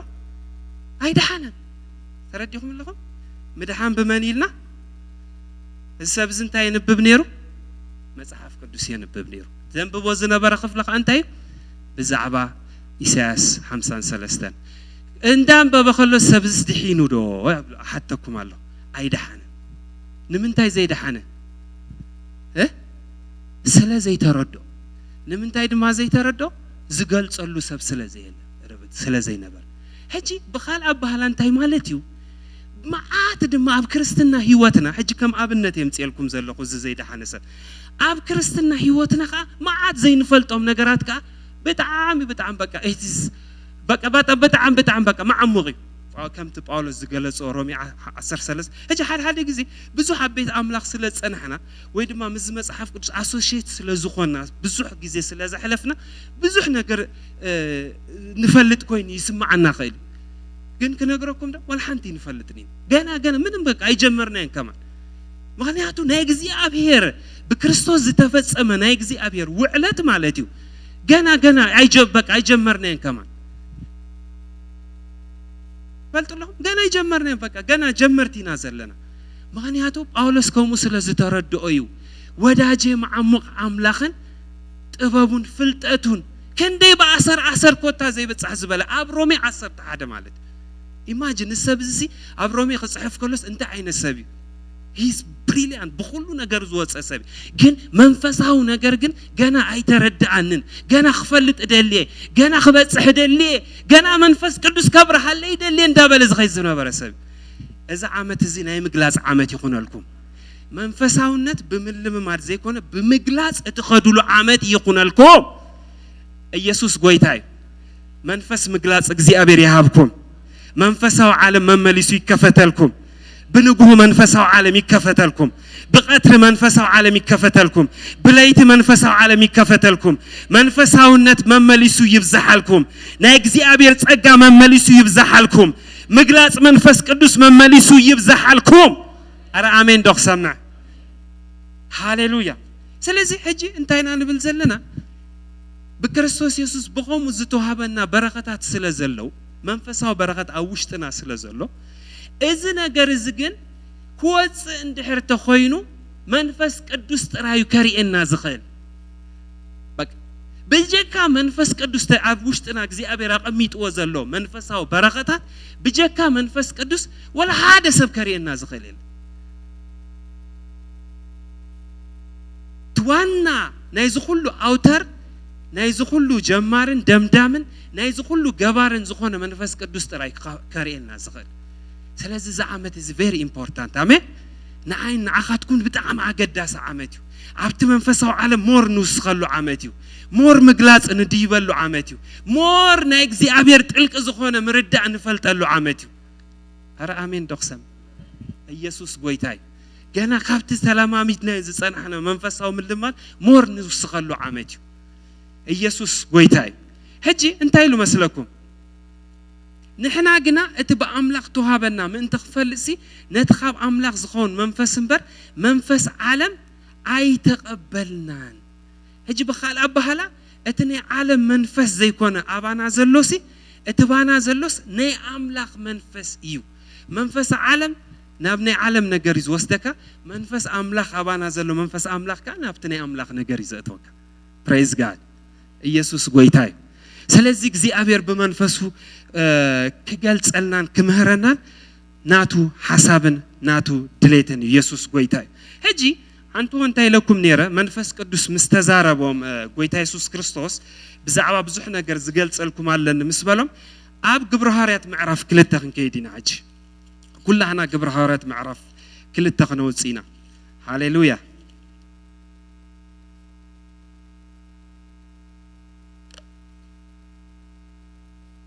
كما عينت لو تخمز خونا بهوتهم كرينا من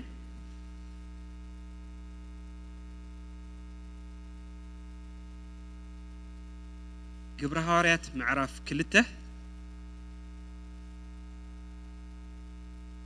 كاب قصري حدا هاري نتي باك جراوند خوننا كاب معرف حدا قصر شمون تزل حسب مليسا خم ببالكم يا مالتيو تايلو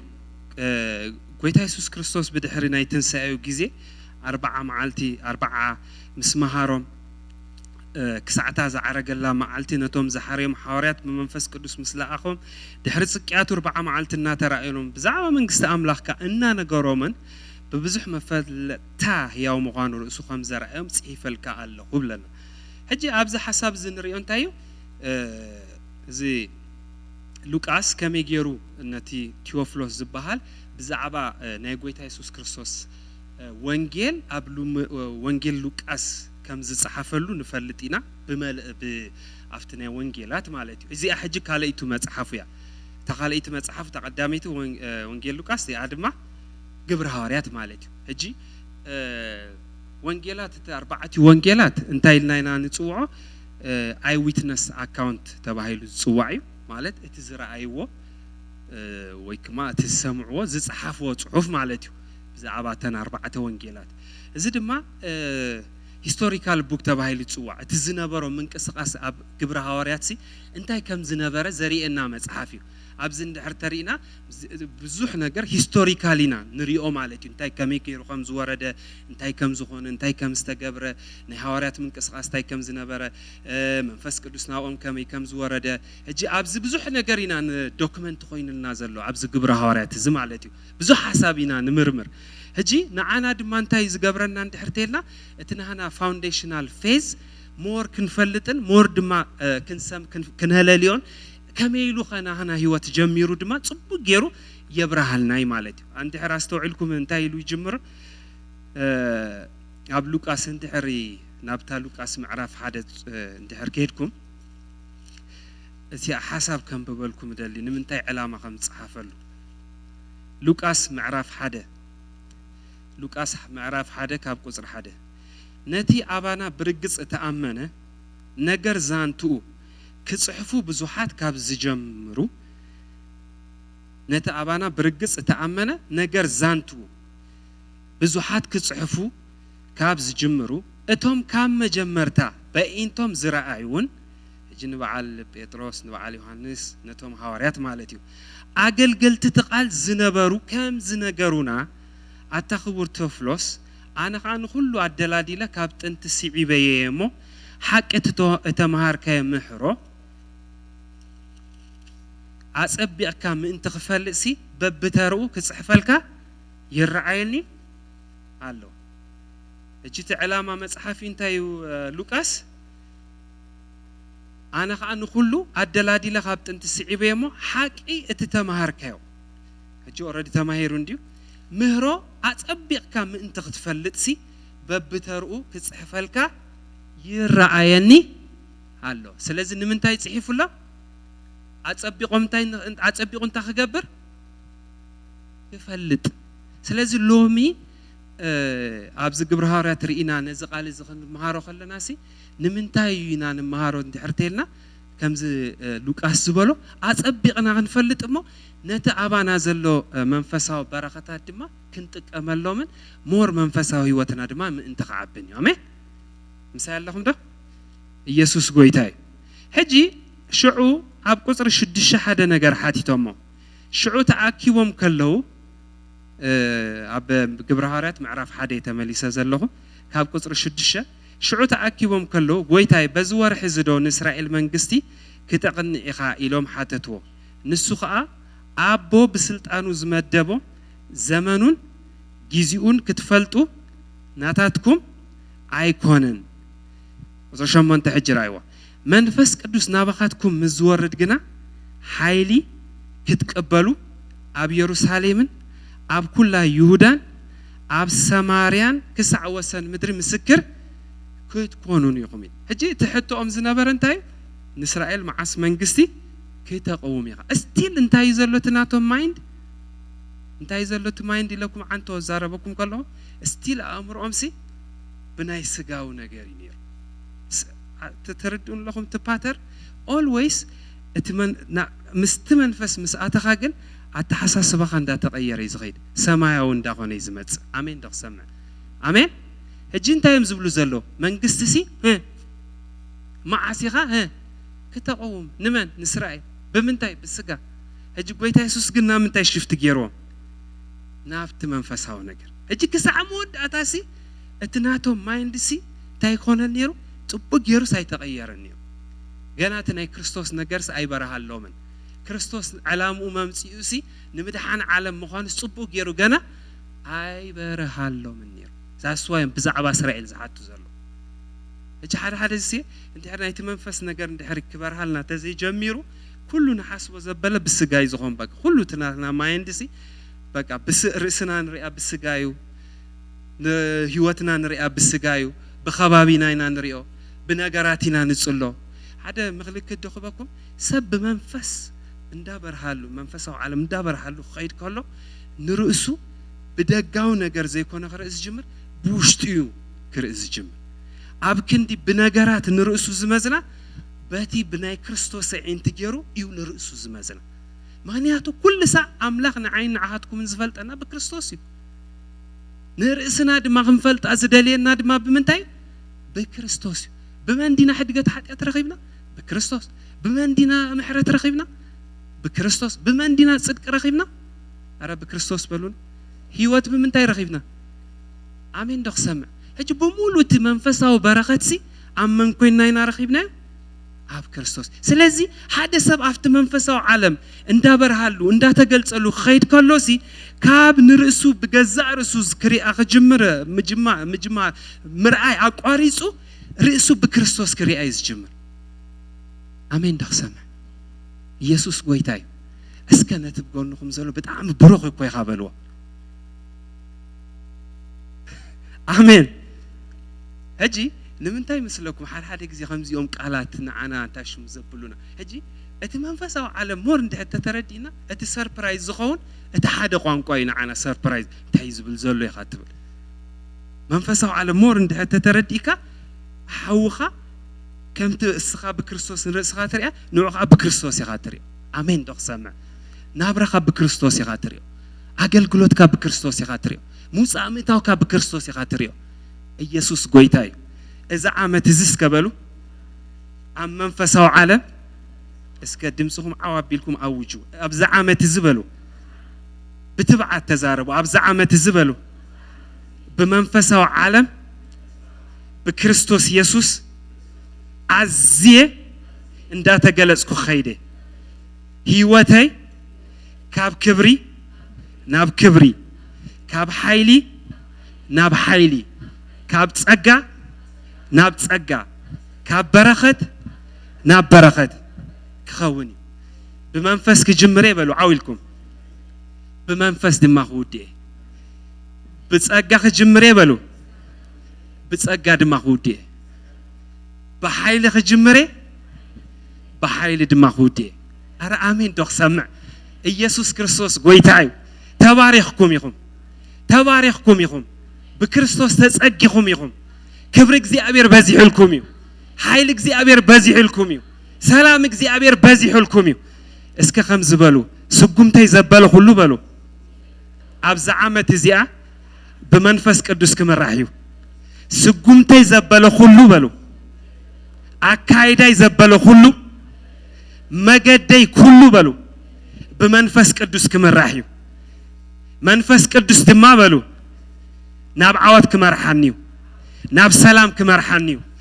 كبابي يبلو بخبرك زي أبير كم لاقيو بيت هيبلو بخبرك زي أبير تمليو أرى آمين دخ سمع سلامك زي أبير بلو نأمروين نحاسبين كجازو أويو أجزي أبير بلو أكدمي عبز عامة زيا سلازة حلف أكيزة بلا أيكرخ بننيو سقعيون نابدون قاني أيكقربنيو صادق فرقبرو كبلي عمو تعويت كابلو كمزة بهلا عبز عامة زيا فرقبري كبلي دقيتات أيكعصوننيو بكريستوس يسوس لومي እግዚአብሔር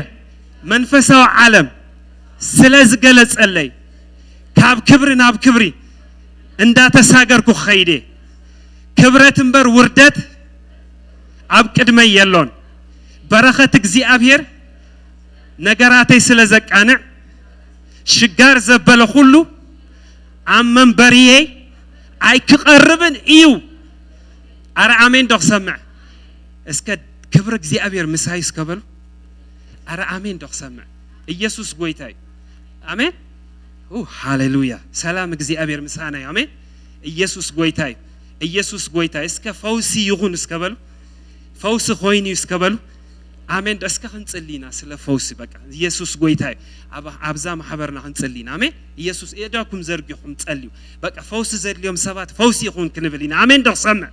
ኢየሱስ ጎይታይ በኦንላይን ዝካታተሉና ኸውን ኸእልዩ አብዝ ቦታ ዘለና ሰባት ኸውን ኸእልዩ በቃ በተክርስቶስ ተዋበና ስልጣን ፈውስኽን እውጂና ኢየሱስ ጎይታይ فوسي يخونا محبرنا بيسوس سم ناي فوسي هيابات بيسوس سم يجلس فوس أبزد اليوم فوسي يجلس نبلالنا بيسوس كريستوس ياوسم فوس زد اليوم سبات بزمشة زي فوسي خونا اللوم وجالنا بمنفسك فوسي خونا اللوم نبلالنا بيسوس كريستوس ياوسم ناي فوس حيلي يحلف نبلالنا بالشم يسوس ناي فوس حيلي يحلف ناي فوس تسقى يحلف ناي فوس قبعات يحلف ناي سوس حيلي يحلف بشم يسوس بحمام زساقسب انتلو لو معلت لو مشت زي فوسي يخون بلالنا بيسوس سم فوسي يخون بلالنا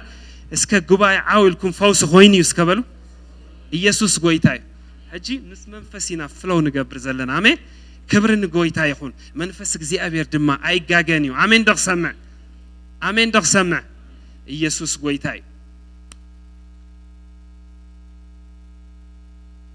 هجي ازوم سبات زي اتوم كافت منفساو عالم غويتا يسوس كريستوس كافت سغاو نغار اوصيوزي نابيو شيفت غيروا نو اي ملسلهم كمان على ابو زغرمن زي نو بزا عباز دغر زي ختفلطو غلغلا يغبا نو بقى ابو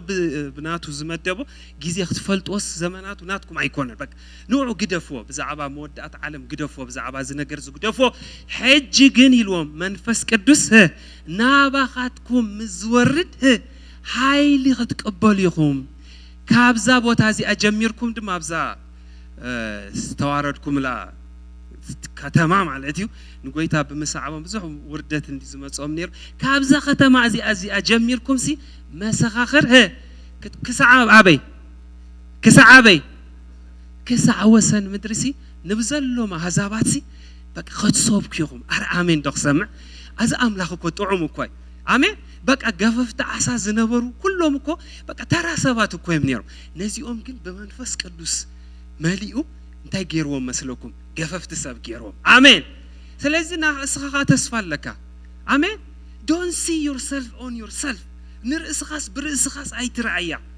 አብዛ ዓመት ዝምዕደኩም እስዩ ርእስኹም በክርስቶስ ራእይዋ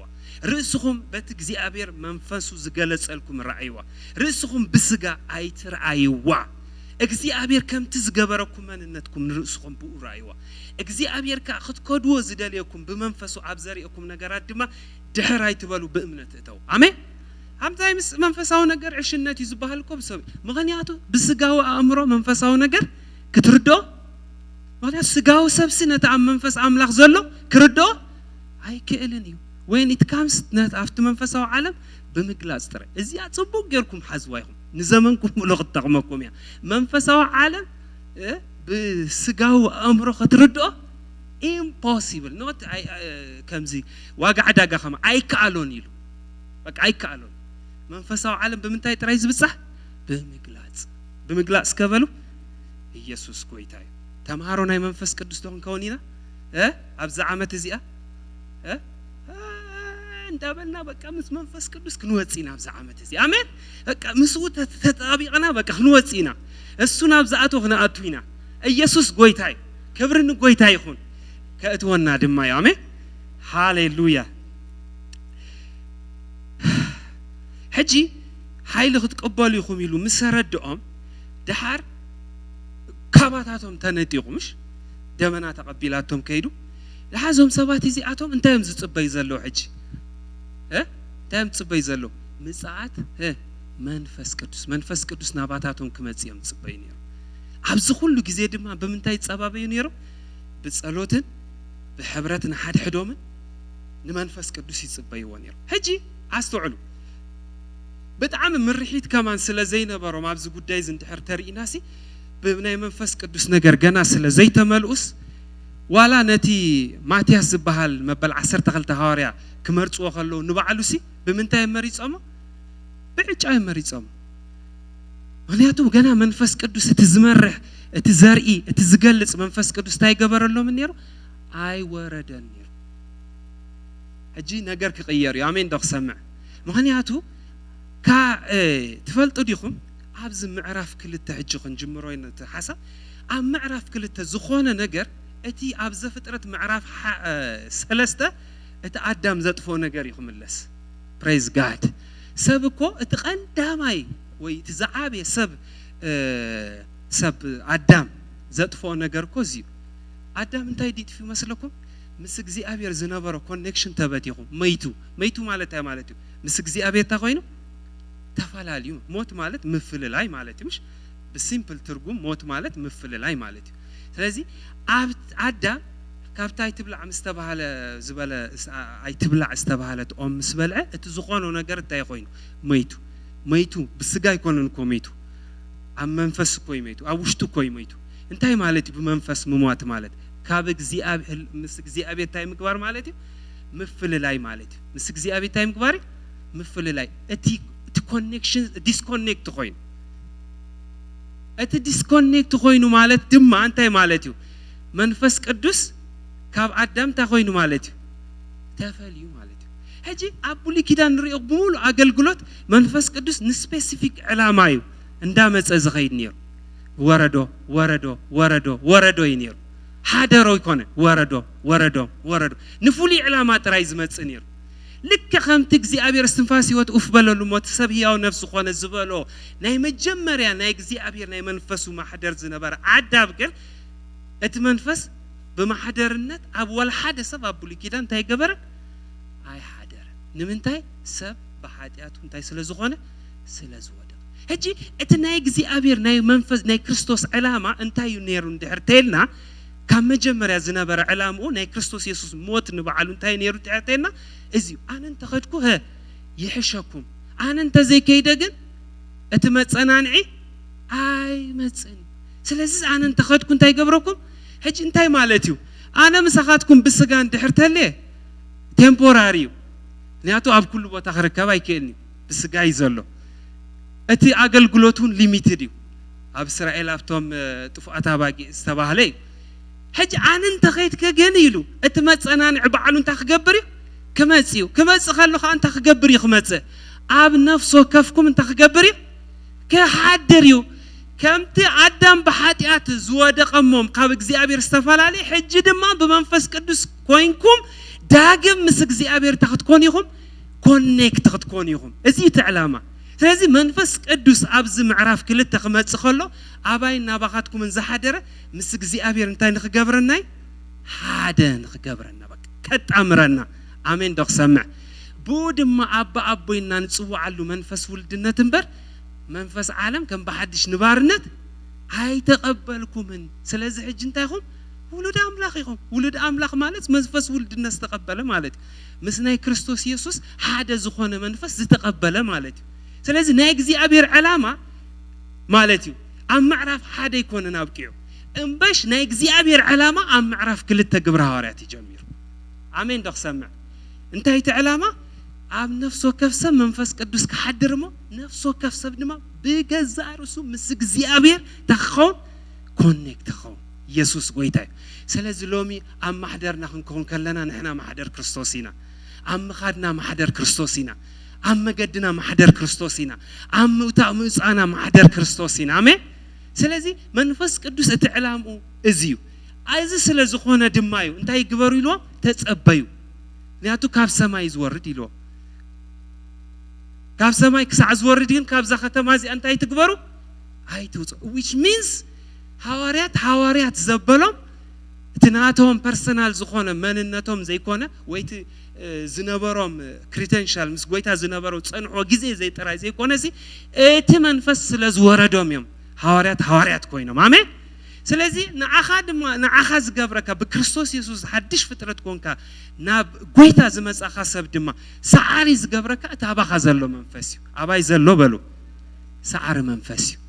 አሜን ደኽሰምዕ ስለዚህ እቲ معرف مستودع معرف حدا مستودع قصر معرف كل تقصر حدا خمزيلو جميرو أما بالحمسة معلت دما كلاتهم حبيرهم بحنسة نبرو بدنجت كم برتو حبابو لانفاس كاب سماي دهاي متى نتا أبعا تقميت زلوا بيتون نبزلا دما ملأ اتمغاقل لسان حوز مسل دما تراعيهم أبلع لنفسه كفهم كا تقمت اسك تقمت أبل هاليلويا ها مخاد يلا نحج انتايلو اب 14 دي 16 انا دما نبخل منو مساخاتكم دما ها نزل عالم زنبر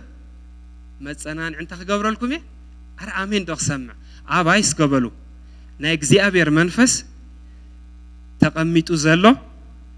ሓዲሩ ዘሎ ንዘል ዓለም ደስ ክብለካ ዝኸይድ ደስ ክብለካ ዝጸንሕ ደስ ከይብለካ ዝኸይድ መንፈስ የለና ባና አሜን ምሳና ንዘል ዓለም ዝሓድር ንዘል ዓለም ድማ ዝነብር መጸናንዕ መንፈስ ይዘለና አሜን ዶክ ሰምዕ ስለዚህ ዲፕሬሽን ዝኾነ ነገር ተተሰምዕካ talk to the holy spirit መንፈስ ቅዱስ ተዛረቦ ንኸጸናንዓካ ይዘል እንድሕር ብርእስኻ ትጸናንዕ ሰብ ተኾን ካለ አሞ you don't even need holy spirit መንፈስ ቅዱስ ከማን አይድለካን እጂ ትሽግርና በገዛእ ርእስና ስለንርኢ ለኩም አንቶ በገዛእ ርእስና እንታይና መስለኩም መጽሐፍ ቅዱስ ክዛረብ ከሎ በደኻሜን ታخገብር የሉ ጳውሎስ ከመካሄ ምዝደከም ሽዑ በጣም ዝገርም ሰቢ ምሽ ምዝደከም ሽዑ ሰብ ከመገሩ ደኺም ይብርትዕ es controversial እኮ ማሲ ከመገሩ ሰብ ተደኺሙ ዝብርትዕ አብስጋው ዘራርባሲ ሰብ ተደኺሙ ይድቅስ ምሽ አቀ ተደኺሙ ይድቅስ ተደኺሙ ቆፍብል ተደኺሙ ይዕርፍ ሽዑ አንተ ኾን ኃይሉ ጋይ ምለስ አይኮን እንዴ እጂ መንፈሳው ቋንቋ ራዩ ጳውሎስ ግን ታይሉ አብ ቀዳም ቆሮንቶስ 10 አለ ምስ ዝደከም ሽዑ የዝብርትዕ ስለዚህ በደኻሜሽ እንታይ خገብረ በቃ ሕጎሲ ሕከበ ወረክም ካሂድ እጂ እንታይ ማለት ይበኻል አባህላ ርስ በገዛእ ርስኻ ትሪኦል ርስኻ በገዛእ ርስኻ ትሪኦ ናትካ ኃይል ሞር እንዳደኸመ ኸይድ ከሎ እትኔ አምላኽ ኃይል ድማ እንዳወሰኸ ይዝኸይድ አሜን ኢየሱስ ጎይታይ እጂ ትዝኻበደ መንፈሳው ስራሕ እኮ እዚ እትናህና ሰልፍሲ እትናህና አምሐርኛ እንታይ ብሎ መፍጨርጨር ብሎ እትናህና እንታሽሙ እቲ ጻዕሪ እሱ ሞር እንዳ ጎደለ ኸይድ እሞ እትና እግዚአብሔር መንፈስ ስራሕ ድማ ውሽጥና እንደ ዓበ እጂ መንፈሳው ቋንቋ ይዛረብ ዘሎ በስጋ ይኮን ክዛረብ ዘሎ ተረዲኹም ለኹም yes በስጋ እንተጋሃለና yes ለይተን መዓልትን ክንተጋሃለና yes I believe and I am ግን አፍተ መንፈሳው ዓለም አቺቭ ንኽንገብርሲ እንገብሮ ጻዕሪ ይኮንና አና አፍተ መንፈሳው ዓለም ዘእትወና እትኔ አምላኽ መንፈስ ብዝፈቀድናሉ ቁጽሪ ዩ እሱ ናፍቲ መንፈሳው ዓለም ዘእትወና ኢየሱስ ጎይታዩ አሜን ንዕረፍቲኻ ተጸውዕኻ ስከበል እጂ ብዙሕ እንድሕር ጸሊና እንታይና ንገብር ዘለና እንድሕር ተይላ ንመንፈስ ቅዱስና ብዙሕ ቦታ ንቦ ዘለና እምበር ብዙሕ ብምጽላይና አይኮናን እግዚአብሔር እንሕና በእግዚአብሔር ንፍለጥን ወይ ድማ እግዚአብሔር አባና ብዙሕ ዝገብር ዳስዋ ጎይታ ዘሃይማኖታው ጸሎት ታይገሮ ኮንደምን ገሮ በምን ዋህ ጸሎቶም ዝስምዑ ይመስሎም ዘው ኖ ይኮነ እጂ ንሕና ጸሎት ነንውህ ብዕላማይ ጸሎት ንሕጽርካ ብዕላማ እጂ ትዋና ነገርሲ እቲ ሞቲቭ ወይ ካቲ መላኻኽታ ኸይር ዘሎ እግዚአብሔር ይመስገን ኢየሱስ ጎይታይ በክርስቶስ ኢየሱስ ንሕና ንዕረፍት ተጸውዒና ኢና አሜን አሜን ዶክ ሰምዕ ስለዚህ ምዝደክም ሽዑ ዝብርትዕ ማለት እዩ ትናትካ ነገር እንዳጎደለ ኸይድ ከሎ እትና እግዚአብሔር ነገር ድማ እንዳወሰኸ ይስኸይድ ስለዚህ ርእስኹም በክርስቶስ ሞር እንዳፈለጥኩም አትኸይድ ከለኹም እቲ አረጊት ዝኾነ ተሐሳስባን አመላኻኽታን ድማ እንዳደኸመ እንዳሞተ ኸይድ ስኻ ድማ ንእግዚአብሔር እንዳስመርካ ትኸይድ በእምነት አሜን ጎይታ ይመስገን ሕጂ ረው ኣብዚ ረእይጅ ኣብ ትሕቲ ሰማይ ዘለው ኩሎም ህዝቢ ህያው ሰባት ኣብ ኢየሩሳሌም ነበሩ ዝነበሩ አይሁድ ነበሩ እዚ ደሓይዝ ምስኮነ ብዙሕ ህዝቢ ተኣከበ ዘረብኦም ድማ ክዛረቡ ሰሚዖም ከዓ ዝብልዎ ጠፎም ሕጂ ረይ ኣብ ቁጽሪ 3 እንታይ ኮይኑ መስለኩም እተ መቃቀለ ልሳን ሓዊ ዝመስል ናበይ ወሪዱ ናብ መን ወሪዱ ላብቶም ሐዋርያት ወሪዱ ምሽ ኣብ ነፍስ ወከፎም ከዓ ናይ ጃምላ ይኮነ ኣብ ነፍስ ወከፎም እዩ እንታይ ኮይኑ ተቀሚጡ ኩሎም ድማ መንፈስ ቅዱስ እንታይ ገይሮም መልኢዎም መንፈስ ቅዱስ ድማ ክዛረቡ ከም ዝሃቦምን በኻል ቋንቋታት ተይገበሩ ክዛረቡ እንታይ ገበሩ ጀመሩ ስለዚህ ሪኹም መንፈስ ቅዱስ መጀመሪያ ናብኦም ምስመጸ እቲ ቀዳማይ ኣብ ህይወቶም ዝኾነ ነገር እንታይ ቋንቋም ተቀይሩ አሜን ዶክ ሰምዕ ምክንያቱ ናይ እግዚአብሔር ዓላማ ኩሉ ሻዕ መንፈስ እግዚአብሔር ክትንክፈካ ከሉ ቋንቋ ኸይ ዝቀይሩ praise god ክብርን አምላኽ ይኹን በቃ እዞም ሰባት እዚኣቶም ብዙሕ ዝዛረቡ ዝነበሩ ሰባት እዮም ግን ሕጂ መንፈስ ኣምላኽ ኣብኦም ወሪዱ ምስ መልኦም በቃ ቋንቋም ተለዊጡ ኢሚዲየትሊ ኮይ ቋንቋም ተለዊጡ መንፈሳዊ ዓለም ተኾይኑሎም ተኸፊቱሎም ኣሜን ደኽሰምዕ መንፈሳዊ ዓለም ክኸፈተልና እዩ እግዚአብሔር መመሊሱ ብብርሃኑ ክመልአና እዩ ብኽብሩ ክመልአና እዩ ኣሜን ብምግላጹ ክመልአና እዩ ሕጂ ረእይዎ እቲ ትማሊ ዘጉረምርም ዝነበረ ብዛዕባ መንፈሳዊ ነገር ብዛዕባ እስራኤል ዝልምን ዝነበረ ብዙሕ ነገራት ዝብሉ ዝነበሩ ሐዋርያት ሕጂ ረእዩ ቋንቋም ክቕየሩ ጠቕላላ ረእይዎ ሕጂ ኣብ ምዕራፍ ኣብ ምዕራፍ ክልተ ኸለና ረእዩ ሕጂ እቶም ህዝብ እንታይ ኢሎም መስለኩም እቶም ምክንያቱም እዚ ዘለና ግዜ ኩሉ ከንብበልኩም ኣይከልኒ ግን እታ ሓሳብ ስለ ትፈልጥዎ ብግልኩም ከልኩም ኣጽንዑ ኢኹም ዚ ሓሳብ እዚ ግን ዝተፈላለዩ ካብ ዝተፈላለዩ ዓድታት ዝመጹ ኣይሁድ እዮም እዚኦም ረእይዎም ሕጂ ኣብዚ እንታይ ከም ዝብሉ ኣብ 11 ሰብ ቅሬጤስን ሰብ ዓረብን ኢሉ ምስ ገለጸ ሕጂ ኣብ 12 ረእዩ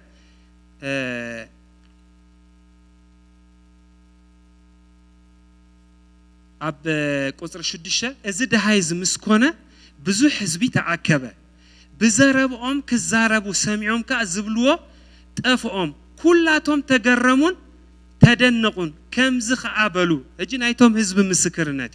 إنه أزوم كزاربو كلهم قليلا ويندو أيكونون رأيو تملا لاقسيه جنتايم كم زبلو زلوري أيكونون كميلهم كم زخ زاربو كل كميل نادى كلاتنا ببتي تولدنا لقاو كخزاربو نسمعهم علونا نحنا سب قريت اسندابل حجيب كقلت يوم نرئسهم أب 10 خلت شعو أب 10 حدا سمعوا هج سب قريت اسن سب عربن بب قانقنا بزعبات عبي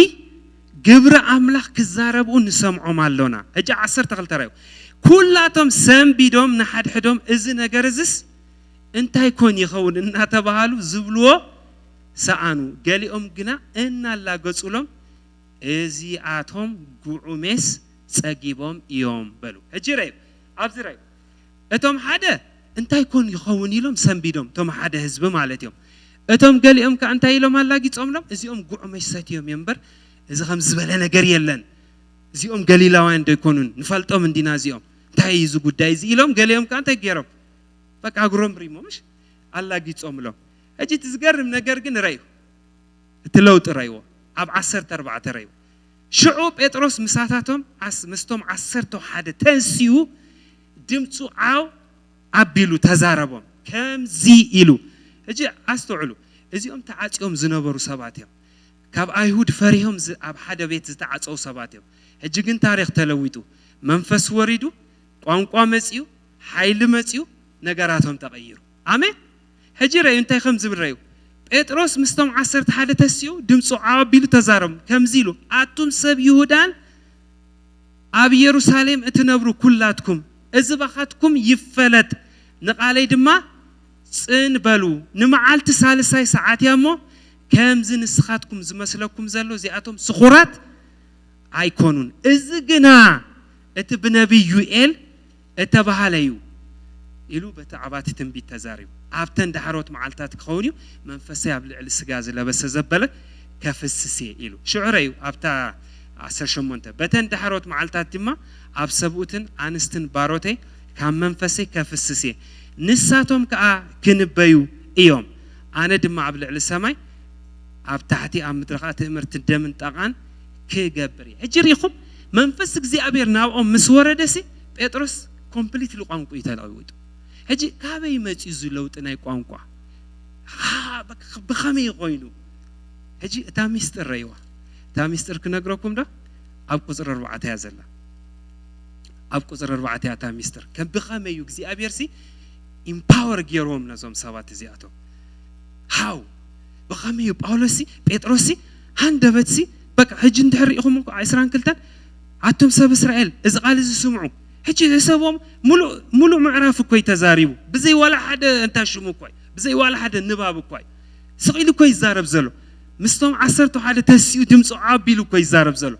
بقى از كله مغلاص بزعبا غويتا يسوع كريستوس اوشتي حيدت دقائق بقى خمس جيروس بحنساسي نتمنفساو عالم سترتيرو ويزن بقى شورت بيريد ሕጂ ሓደ ግዜ ስለ ዘይነስተውዕሎ ከምዚ ኖርማሊ ዝኾነ ነገር ክመስለና ኸእል እዩ ግን ኣይኮነን እዚ ነገር እዚ እግዚኣብሔር ክገብሮ ከሎ ብምግላጽ ይገይሮ ኢየሱስ ጎይታ እዩ ሕጂ ሓደ ነገር ክነግረኩም ክሳዕ እቶም ኣብታ ግዜቲ እንድሕሪና ኣብዛ ጴጥሮስ ዝሰበኾ ስብከት እንድሕሪና ሲ ሰቀልኩም ሞ ከይተረፈይልዩ ኣብ ፊቶም ይዛረቦም ዘሎ በቃ ሰኻትኩም ከምዚ ኩሉ እቲ ዝኾነሲ ካብ መጽሓፍ ቅዱስ እንዳምፀስ ካብ ብዛዕባ ዳዊት ገለምፂቱ ምግላጽ ብዛዕባ ክርስቶስ ኩሉ ይገሊጹሎም ኣብዛ ምዕራፍ እዚኣ እዚ ከዓ ዊዝን ኢንስታንት ይኾይኑ ሽዑ ንሽዑ ዝኾነ ነገር እዩ ሕጂ እንታይ ኢለኩም መንፈስ ቅዱስ ናባና ዝመጽስ መንፈሳዊ ዓለም ታክገብረልናይ ክገልጸልናይ ሕጂ እታ ሚስጢር ኣብ ቁጽሪ 4 ላይ ኢለኩም ሕጂ እንድሕሪ መጽሐፍ ቅዱስ ዝሓስኩም ተለኹም እሳ ኣስምሩ ላይኹም ብጣዕሚ ገዳሲት እያ ኩላቶም ድማ መንፈስ ቅዱስ መልኦም መንፈስ ቅዱስ ክዛረቡ ከም ዝሃቦምን ብኻልእ ቋንቋታት ኣይገበሩ ክዛረቡ ጀመሩ ሕጂ ርኢኹም መንፈስ ቅዱስ ንዓና ንምላኣሉ ምኽንያት እዚ ሕጂ ሓደ ግዜ እቲ መንፈሳዊ ነገራት እንድሕር ጽቡቕ ገይሩ እንድሕር ተዘይስተውዒልናሉ ከምዚ ስኢሉ ዝኾነ ነገር እዩ ዝመስለና ኖ ቅድሚ ጴጥሮስ ብምድራዊ ቋንቋ በትዝርድኦም ቋንቋ ቅድሚ ምዝራቡ ጴጥሮስ ብመንፈስ ተመልዩ ብቋንቋታት ይዛረብ ጀሚሩ ብቋንቋታት ምስ ተዛረቡ ዞም ሰባት እዚኣቶም እዩ እቲ ምግላጽ ሰማያዊ ምግላጽ ናብኦም ምስ መጽዮም ሽዑ እንታይ ጀሚሩ በቲ ዝርድኦም ምክንያቱ ኣብቲ ጉዑመይ ሰትዮም የሚሉ ሕጂ ኖ ጉዑመሽ ኣይኮነን ጽንሑ ከረዳእኩም ብናትኩም ቋንቋ ከረዳእኩም ኢሉ ነቲ መንፈሳዊ ሚስጥርስ በቲ ዝርድኦም ቋንቋ ክገልጽሎ ቅድሚ ብዝርድኦም ቋንቋ ቅድሚ ምግላጹ ግን ሰብኣይ እዚ ኣብ ቁጽሪ 4 በቲ ሰማያዊ ቋንቋ እንታይ ክገብር ጀሚሩ ክዛረብ ጀሚሩ ሕጂ ሎሚ ሓደ ነገር ክነግረኩም ዝደሊ ኣምላኽ ማለት እዩ እቲ ቀዳማይ ሕጂ ሕሰቡሙ እዚ ዓብየ ውህበት መንፈስ ቅዱስ ናብ ግብረ ሐዋርያት ምስ ወረደሲ እቲ ቀዳማይ ኣብኦም ዝተራእየ ነገር ስንታይ ብቋንቋታት ተዛረቡ ሕጂ ኣብ ዝሓሸን ኣብ ዝበለጸን ግዜ ኣብ ዝኸበረ ግዜ ከም ዝባል ኣብነት ሕጂ ንዓኻስ ዝኸበረ ነገር ትብሎ ነገር momፅዎ ኣብ ዝኸበረ ነገር እተምፅዎ ህያብሲ እንታይ ኣብ ዝኸበረ በቃ ንዓኹምሲ ዝኸበረ ግዜ ይልኩም ተሓስቦ ነገር በርዝዴይ ክኸውን ይኽእል እዩ ግራጁዌሽን ክኸውን ይኽእል ዝኾነ ተስፋ ሕጂ ዝተምፅዎ ነገርሲ በቃ እንታይ እዩ ዝኸበረ ነገር ሓቂ ብጣዕሚ ዝኸበረ ነገር ኢኹም ተምፁ ምክንያቱ እቲ ተምፅዎ ጊፍት ነቲ ትህብዎ ዘለኹም ሰብ እቲ ናትኩም ቫልዩ ዘርኢ ሕጂ እቲ ሳይዝ ኣይኮነን ትዘገድስ እቲ ምስቲ ናትኩም ትህብዎ ቫልዩ እሱ ትወሳኒ ነገር ሓደ ኮ ሚልዮነር ከሎ ሓንቲ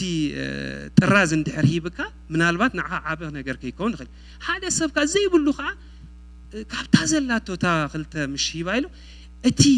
ሳይዝ ዘይኮነ ትዘገድስ እቲ ቫልዩ ምሽ ሕጂ እንታይ ክብል ደልየ ዘለኹ ኣነ ከረዳእኩም ደልየ ዘለኹ ኣብ በዓል 50 መንፈስ ቅዱስ ናብኦም ምስ ወረደሲ እቲ ቀዳማይ ዝኾነ ነገር ፈውሲ ይኮነ ትንቢት ኣይኮነ ወይ ከዓ ራእያት ኣይኮነ ወይ ካልማል ህያባት ተኣምራቱን ኣይኮነ እቲ ቀዳማይ ዝኾነ ነገር እንታይ ብቋንቋታት እንታይ ምግባሪ ምዝራብ ንምንታይ መስለኩም ብቋንቋታት ምዝራብ ቀዳማይ መጽዩ ምክንያቱ ብቋንቋታት ምዝራብ ምስቲ ናይ ሰማይ ደገ ዘራኽበካ ቻናል ስለ ዝኾነ always መንፈሳዊ ነገር ዝኽፈተልካ ወይ ከዓ መንፈሳዊ ነገር ዝበርሓልካ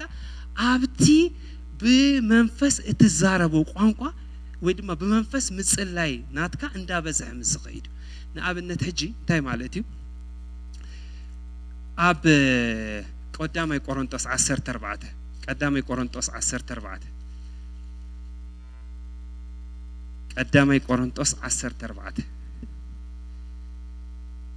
ካብ ቁጽሪ 1 ክነንብቦ ኢና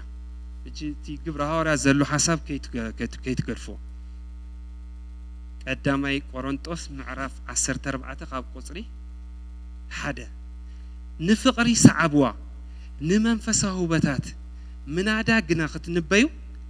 ቅንዑ እቲ ብቋንቋ ዝዛረብ ሚስጥራት በመንፈስ እንታይ ይገብራለሁ በመንፈስ እንታይ ይገብራለሁ انتاي ززارب زلو حجي ميستير انتاي مالتي سكريت وي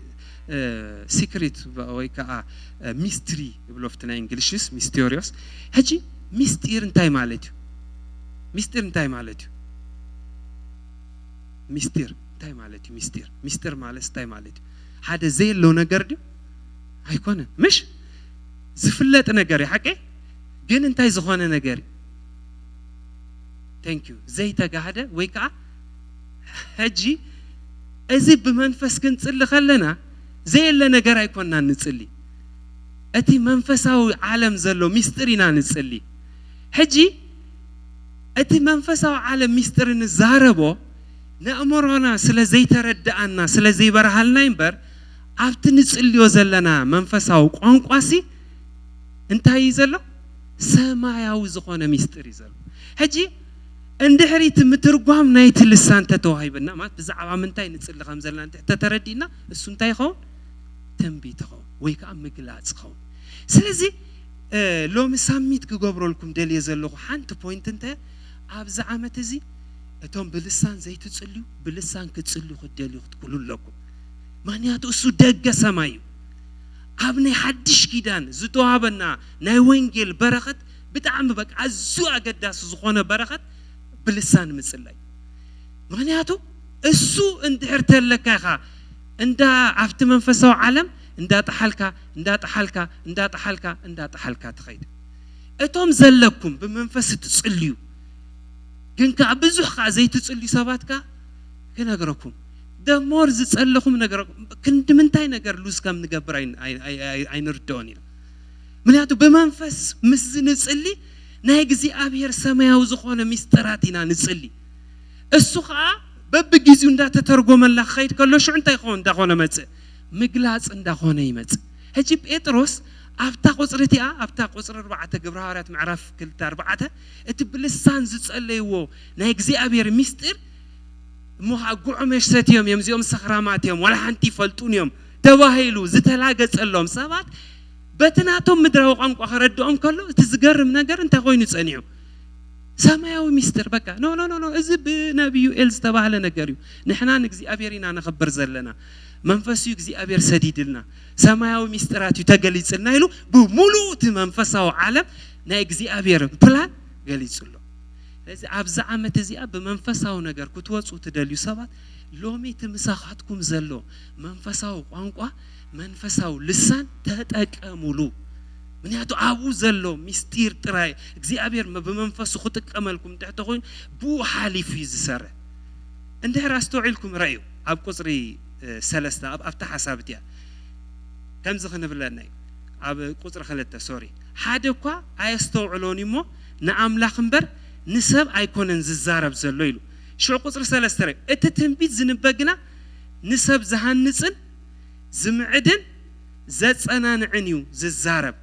ቋንቋታት ዝዛረብ ንርእሱ ይሃንጽ ተንቢት ዝንበግና ንማሕበሪዩ ዝሃንጽ ስለዚ ኩላቶም በቋንቋታት ክዛረቡ ምናዳ ግና ክንበዩ እፈቱ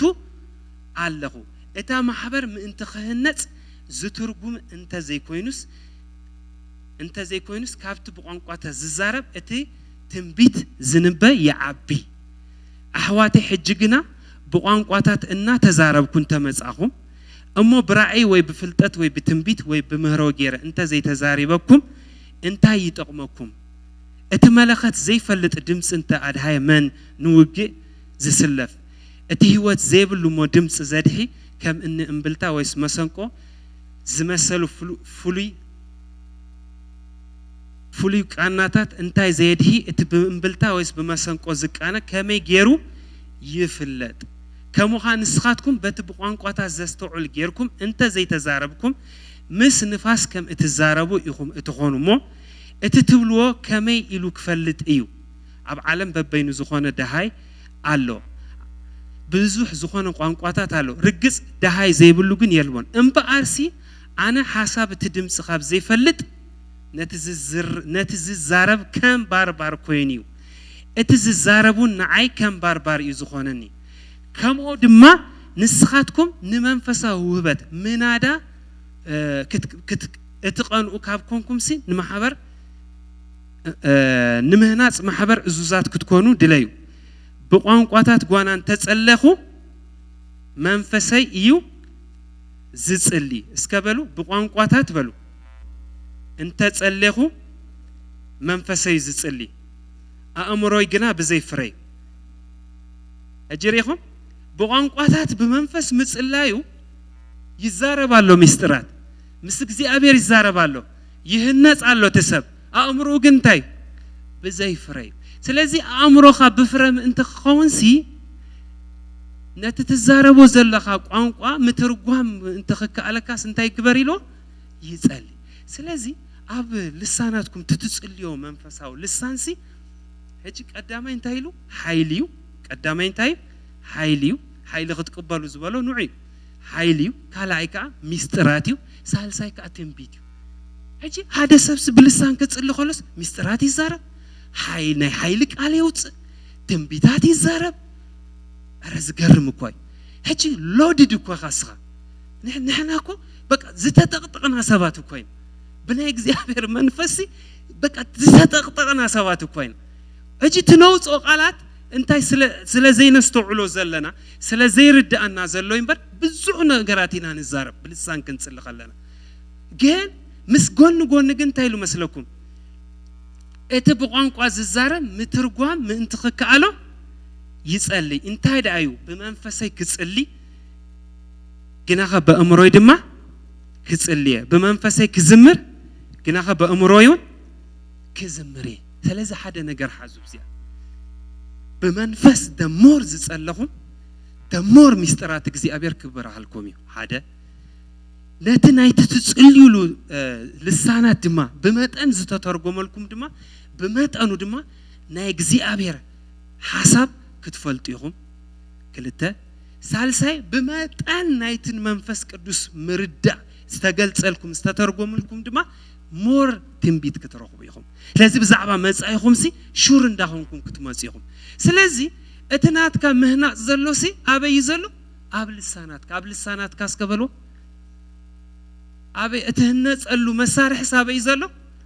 አብ ልሳናትና ይዘሎ ስለዚህ ሎሚ ኢንካሬጅ ዝገብረኩም ከመዝበ አምላኽ አባኻትኩም ኃይለ አምላኽ አሎ አባኻትኩም ቃል አምላኽ አሎ አባኻትኩም ክብረ አምላኽ አሎ አባኻትኩም ጸጋ አምላኽ አሎ ክንብል ዘብለና ዘሎ እዚ ቃል እዚ ግን እንድሕር በመንፈስ ክትዛረብ ተዘጀሚርካስ እቲ ምቃልስ ወጻይ ክእል ይዝብለና ዘሎ ሕጂ ሓደ ነገር አስተውዕሉ አብዛ ጳውሎስ ዝብሎ ዘሎ ነገር رأي حج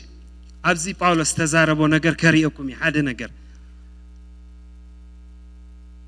قصر عسرة أبا أفتى معرف 14 قصر عسرة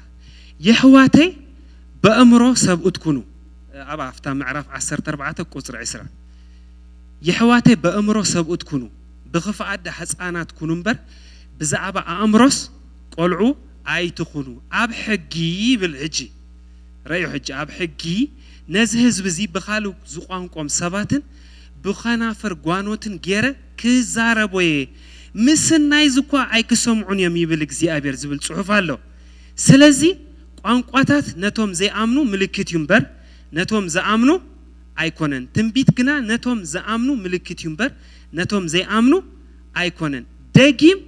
ኩላታ ማህበር ሐቢራ እንተ ተአከበት ኩላቶም ከቋንቋታት እንተ ተዛረቡ እሞ ዘይ ምሁራት ወይ ዘይ አምኑ ሰብ አውን ተአለው ተጸልልኩም ዶ አይብሉንዮ ግና ኩላቶም እንተ ተነበዩ እሞ ሓደ ዘይ አምን ወይ ዘይ ምሁር እንተ አትወ ኩላቶም ይገንሕዎ ኩላቶም ድማ ይፈርድዎሞ እቲ ኣብ ልቡ ተሓበ ድማ ይግለጽ ከምኡና አምላኽ ኣብ ማእከልኩም ከም ዘሎ እና ተናገረ እና ነገረ ብገጹ ተደፊኡና አምላኽ ክሰግድ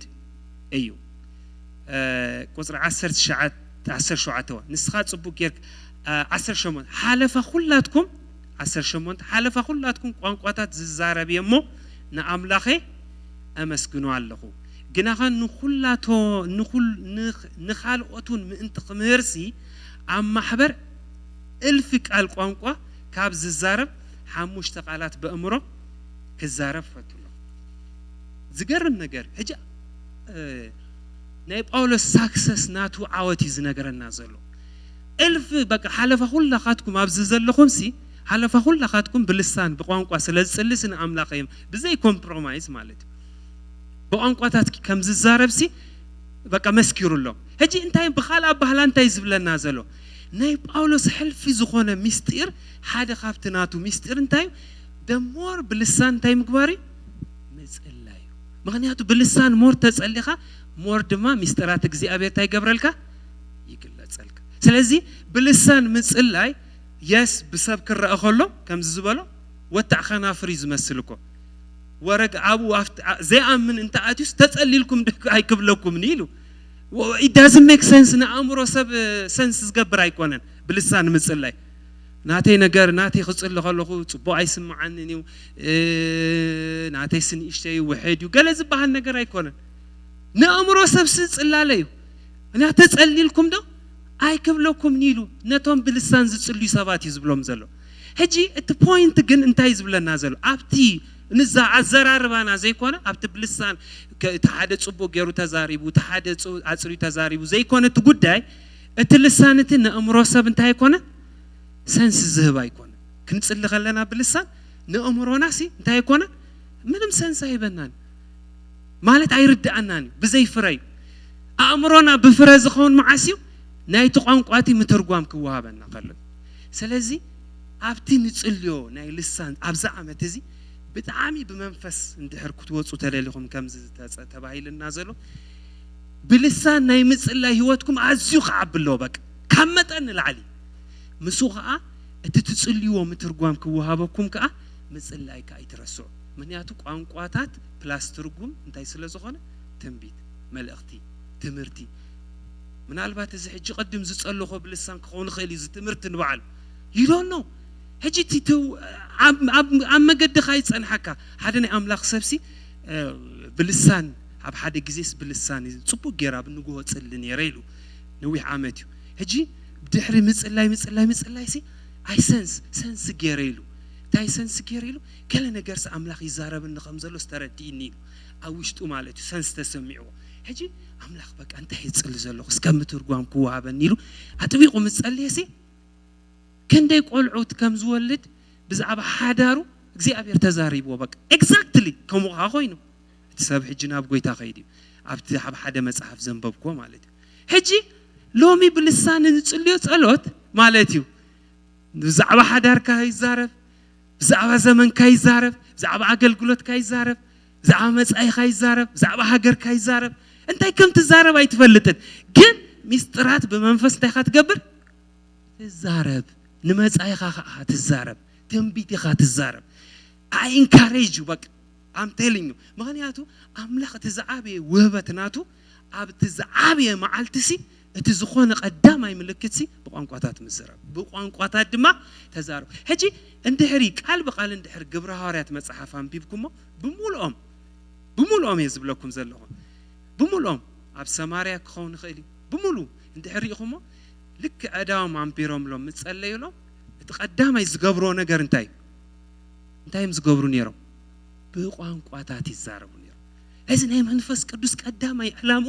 ነትናትና ቋንቋ እንታይ ምግባሪ ምቕያር እዩ ምክንያቱ ኣብኡ ዘሎት ምስጢር ሕጂ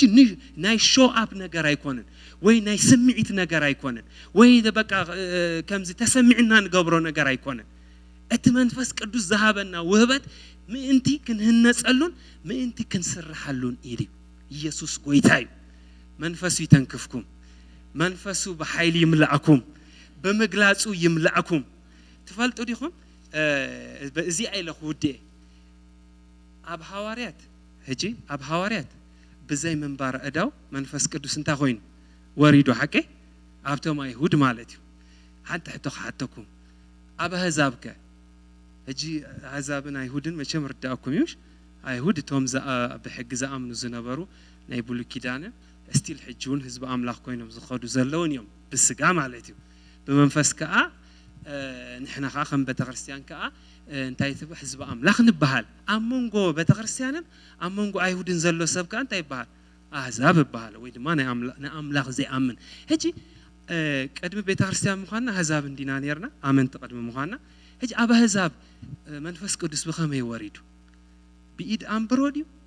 بحوديو كم قبر هاريات معرف كلته بخمي يوريدو تذكروا أبا هزاب بخمي يوريدو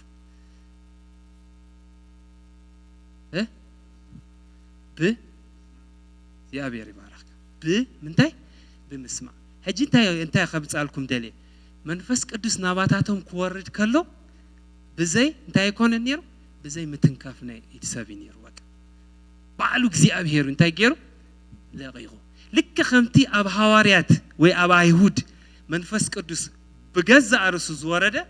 አባይና ባኻትኩምን ዝወረደ መንፈስ ድማ ወይ ድማ በአሕዛብ ዝወረደ መንፈስ ድማ በዘይ ኢድ አምፕሮ እጂ ኣብዘን ክልተ ኢንስታንት በምንታይ ወሪዱ መንፈስ ቅዱስ በዘይ ኢድ አምፕሮ حقي ደይኮነ ኣብቲ ኻል ሁሉ ንሪኦ ግን እንድሕር አስተውዕልኩም ኣብ ምዕራፍ 8 ሰማርያ ወንጌል ምስተቀበለት ፊልጶስ እንታይ ገይሩ ናብቶም ኢየሩሳሌም ሽማግለታት ሰዲዱሲ ናብኦም እንታይ ገይሩ ናብ ሰማርያ እንታይ ገይሮም ፀዊዕዎም ንምንታይ የእዳዎም ከምብሮሎሞ ተቀበሉ መንፈስ ቅዱስ ተቀበሉ እጂ ከም ካስተም ብድሕሪዩ መንፈስ ቅዱስ በፉሊ መገድ ከም ተብግብር ሐዋርያት ገለ ዝባሃል ነገር አይኮንም በቃ በሐው መልአን ዝባሃል ነገር የለን ካብ ድሕሪኡ በሐው ዝተመልአው አፍቲ ክፍልታ አይንርኢና ወይ ድማ ከም ዝናይ ቆርኔልዮስ ቃል እንዳተዛረበ አው ኸሎት መንፈቅ ሓንሳ ምስ ወረደ ናብ ሰባት ምስሓቶ በድሕሪኡ እንታይ ኻትገብር ትራንስፈር ኮን ጀሚር በቃ ቶም ሽማግለታት ኢዳው መንበሩ መንፈስ ቅዱስ ተመላ በሆሙ መሰረት ቀጽሉ ስለዚህ በኢድ አምብሮ ንመላ በሐዊ ንመላ ቃል ሰሚና ንመላ በዘይ ገድስ እቲ መንፈስ ቅዱስ እንታይ ሓደዩስ ከሓደ በሉ هجي اتي بطرس زصليلو زنبره منفس قدوس بمنفسي اتسخوم اسخا نحنا نصليو منفس حادي اسك حادي يبلو نمنتاي مسلكم كمزي ابون بفولي وريدو اي ابايكو بقى بزوحكو ايتامامن مات كمزي قال لا بل بزي قدس كما يتقبل كايت منفس ايكون زقدس اتزقدس منفس قدوس ابقالودي يلوني حدا قداميتي هجي ساين اندل سبعته بقى بفولي منفس نو بفولي زبهال ነገር የለን ኦሬዲ መንፈስ ቅዱስ አብዝ ምድር ዝወሪዲ እትዘገድስ እንታይ መቀባል ጥራይ ተቀበሉ ንሳቶም ድማ መንፈስ ቅዱስ ከም ዝሃቡ ድማ በቋንቋታት ተዛረቡ እንዳበለ ይቀጽለና ማለት ስለዚህ መንፈስ ቅዱስ ምሳይን ምስምዒት አይተታሕዝዎ እዚአታ መልእክቴ ቃል ሳልሳይ ድማ ተቀቢልናስ ንዛረበሉ ንጠቀመሉ ትህያብ ደሞር ተቀበልና ፈውስ ኾኒው تنبيت كخونيو حيل كخونيو مغلاص كخونيو زتفالالي بقى هجي عصينا يزلنا ناي منفس قدوس منقسقاس عصينا يزلنا سي اندحراب ህይወትና ዝስማዓና ተሎ ባልናይና open your mouth መንፈስ ቅዱስ በቃ already ትሂበካይ ተዛረብ ኣብዚ ደለኻዮ ታይ መንፈስ ቅዱስ በትንቢት ከመጸልካይ በፈውስ ከመጸልካይ بمغلاص كمصلكاي براي كمصلكاي مصحف قدوس كحيسካ بقنቋታ ተዛሪብካ ጀምር እግዚአብሔር በመንፈስ ከገልጸልካይ ዘመን ከገልጾይ አውሽ ተኻሲ ናይ ነቢይነት ጸጋዊ መንፈስ አለ ኦሬዲ ብዛዓ መጻይኻ ዘርየካ ራእይሎ ትንቢታሎ ኃይልሎ ኢየሱስ ጎይታይ እስከ በመንፈስ መስተመላእኹስ ከበሉ ናይ እግዚአብሔር ኃይል ተመለየ እዛ ኃይል ዝድማ ክትቀመሉ እስከ ሁላና ካብዘለና ይሁን ትስኢና ኢየሱስ ጎይታይ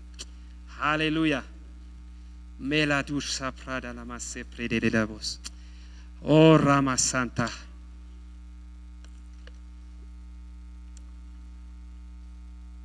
اسكم الزقال زتسمامعكم تصليوا اسك بقى هاليلويا الزقال ز اب ህይወትኩም እንዳሰማማعكم እስከ ጸልዩ ኢየሱስ ጎይታይ እስከም الزقال ተሰማሚعكم ጸልዩ አሜን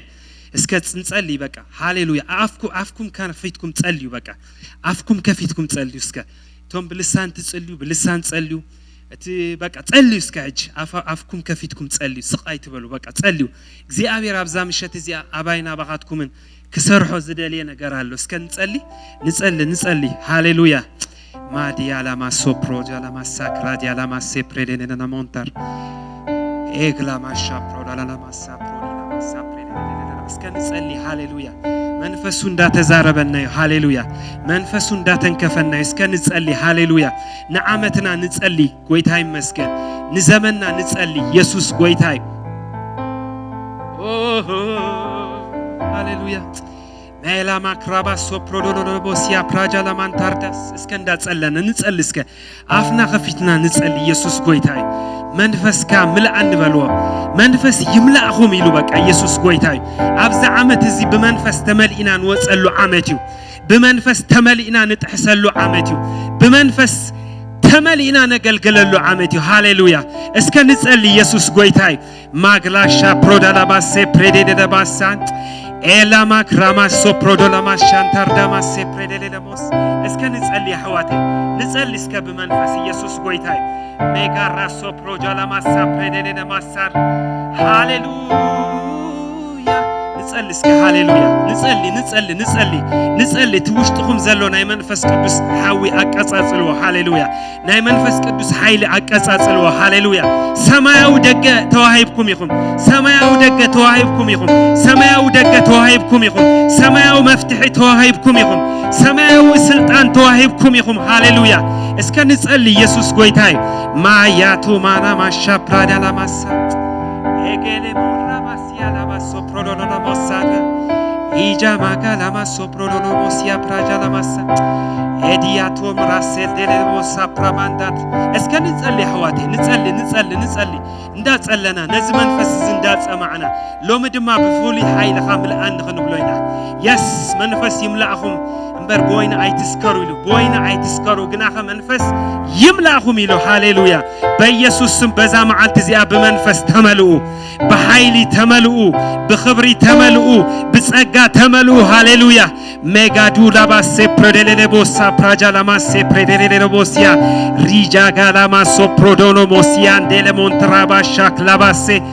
ራዴሎ ቦራሳ ክላቦ ጃላባዲያና ማክሮስቶሮስ ሚዳሎሳ ፕሬቤዴናማሳ መንፈስ ይምላእኹም በኢየሱስ ስም ሎሚ በመንፈስ ተመልኡ አሕዋቴ ሎሚ ዝዕድል ዝሕለፍኩም በመንፈስ ተመልኡ ሃሌሉያ በመንፈስ ተመልኡ በጸጋ ተመልኡ ሃሌሉያ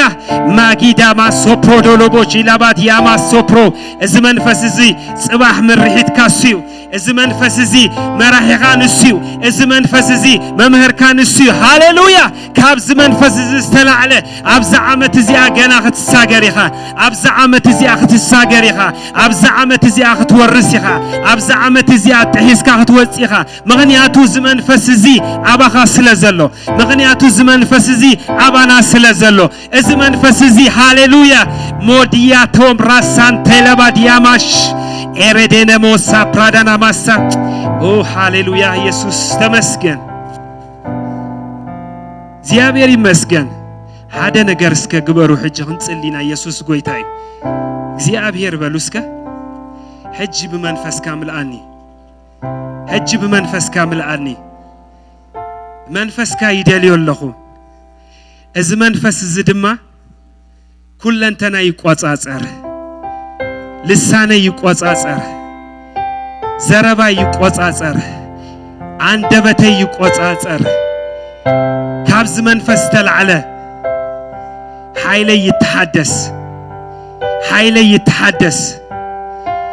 ይተሐደስ እዚ መንፈስ እዚ ድማ ነእምሮ ይተንክፍ ነዓጻጽምተ ይተንክፍ ንኹለንተና ይተንክፍ ሃሌሉያ እስከ እዳውኩም ሓፋ ብሉ ኢየሱስ ጎይታይ ሪዳማሳ ፕሮጃላማ ክሬዴሌቦንዳ እስከ ጸልዩ ሓንሳ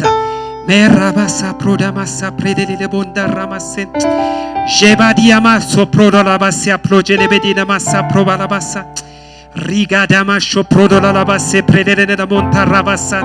እስከ ንቅድመ ነዓመተ ይዛረብ አለሁ ልዳወልኩም እስከ ሰናይ ዘበለ ተዛረቡ እስከ ብዛዕባ ዓመትኩም ተዛረቡ በቃ ጽቡ ዘበለ ተዛረቡ ሰናይ ዘበለ ተዛረቡ ሃሌሉያ እስከ ጸልዩ ብዛዕባ ዓመትኩም ኢየሱስ ጎይታይ ንመንፈስ እግዚአብሔር እንዳሃብኩም በቃ ጸልዩ ሃሌሉያ አብዛ ዓመት እዚኣ ናይ እግዚአብሔር ክብሪ ክርኤ አብዛ ዓመት እዚኣ ናይ እግዚአብሔር ጸጋ ክርኤ አብዛ ዓመት እዚኣ ናይ እግዚአብሔር ስራሕ ክርኤ ኣብ ህይወተይ እንዳበልና እንጸሊ ሃሌሉያ Mela bashe prodala la basia prodala bashe prabala badia Melosa prajala maso prodina bagarra so prodina masantel Hallelujah Shebara baso prodolo bosia prajala maso predele de monta Medaka la maso prodolo bosia Hallelujah Jesus goitai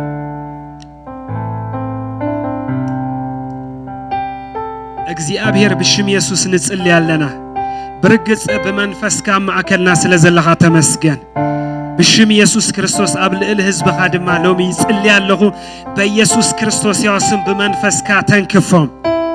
امين دوخ سمع بمنفس كا تنكفهم بمنفس كا تنكفهم بمنفس كا تنكفهم بمنفس كا تنكفهم بمنفس كا تنكفهم لومي عودات كان أوالد كان بمنفس كا تنكفهم بالله بمنفس كا ملأ يوم بالله بس أجها ملأ يوم بالله بشم يسوع كريستوس بحدش لسانات يزاربو بحدش لسانات يزاربو بقوان قطات بيسوع سم يزاربو بالله بشم يسوع كريستوس مسترات قبل اليوم يخون بالله بيسوع كريستوس ياسم نقدميت زقس كسولو مسترات كا يجهاد اللهم بالله بشم يسوع يجهاد اللهم بالله عزانو منفسو عزانو يكفت منفسو عينتم يكفت بالله حيلهم يتحدث بالله بشم يسوع حيلهم يتحدث كابز حزوم زبل كل نجار تحيسهم يوتو كاب سجاونة تحيسهم يوتو كاب مدراو نجار تحيسهم يوتو كاب علماو نجار تحيسهم يوتو بمنفس كاتس قبلن اندابلو يوتو بالله كاب عدميهم من العلي بمستوعال يوتو بيسوع كريستوس يوسم نات كات أبب نأمرهم يقصاص الرو نكايدهم يقصاص الرو بالله بجهات كبرهايك أبابلهم بمشهد كبرهايك أبابلهم بمعالتهم كبرهايك أبابلهم بالله هاليلويا اسك اغزيابي ردي اني اسكبلو اغزيابي ردي اني موبلو بمنفسو مال اني موبلو كاب حيلنا بحيل داخدكو ابز عامت زيا نغزيابير اب صصبح كغلغلوي علاما غزيابير اب هيوتين اب بيتين اب اغلغلوتين كفصاميو اندا برتعهم بر اندا دخمكو اي كيدني اب صصبح مستر እግዚአብሔር كبر هالليو تسفا እግዚአብሔር دما اب هيوتي اب زعمت زيا كفصاميو እግዚአብሔር معقوبي ስለዝኾነ ካብ كل كفو اي كفرهنيه እግዚአብሔር ረዳኤዩ ስጉምታይ ድማ ኣይክሰናኸለን እዩ ዘሻቀለን ሁሉ ድማ ጾር ዝኾነ ንዘበለ ሁሉ ድማ ንመንፈሱ ይደርብዮ ኣለኹ እሱ ድማ ከድግፈኒ እዩ ክርስቶስ ብርሃነ ይበሉ ዓዊልኩም ክርስቶስ ብርሃነ ይበሉ እስከ ድገሞ ክርስቶስ ብርሃነ ይበሉ ክርስቶስ ህይወቴ ይበሉ ክርስቶስ ኃይሌ ይበሉ ክርስቶስ መጎሴ ይበሉ ሃሌሉያ እሱ ናቴ ጸጋ ይበሉ ሃሌሉያ ተዓዊትኩም ይኹም አሜን እግዚአብሔር መመሊስ ይባርክኩም ጸጉ ይብዛሐልኩም ብትኸድዎ ሁሉ እግዚአብሔር ይርዳእኩም ብትወጽኦ ሁሉ ናይ እግዚአብሔር መንፈስ የሳልጠልኩም መጽሐፍ ቅዱስ መመሊሱ ይብራሃልኩም ሚስጥራት እግዚአብሔር መመሊሱ ይብራሃልኩም ኃይል እግዚአብሔር መመሊሱ ይገለጸልኩም ትንቢት እግዚአብሔር መመሊሱ ይገለጸልኩም በመንፈስም በር በስጋ ከቶ አይተኺዱ አብ ዘመንኩም ሁሉ ናይ እግዚአብሔር ጸጋ ጥራይ ይደግፍኩም ካብ ጉስቁልና ካብ ክፋት ዘበለ ሁሉ እግዚአብሔር ይምልእኩም ዘመንኩም ሁሉ በኢየሱስ ስም ዝተባረከ እዩ እስከ ዓዊልኩም ኢየሱስ በሉ ናተ ህይወትዩ ኢየሱስ በሉ ናተ ህይወትዩ ናተ ኃይልዩ ዙሪያይ ከባቢይ በጎይታ በኢየሱስ ክርስቶስ ስም በመንፈሱ በመላእክቱ ተሐጽሬ ተሐልየ እግዚአብሔር ጥራይ አብዛ ዓመት እዚያ አብ ህይወተይ ከኸበርዩ ኢየሱስ ጎይታይ ተባረኹ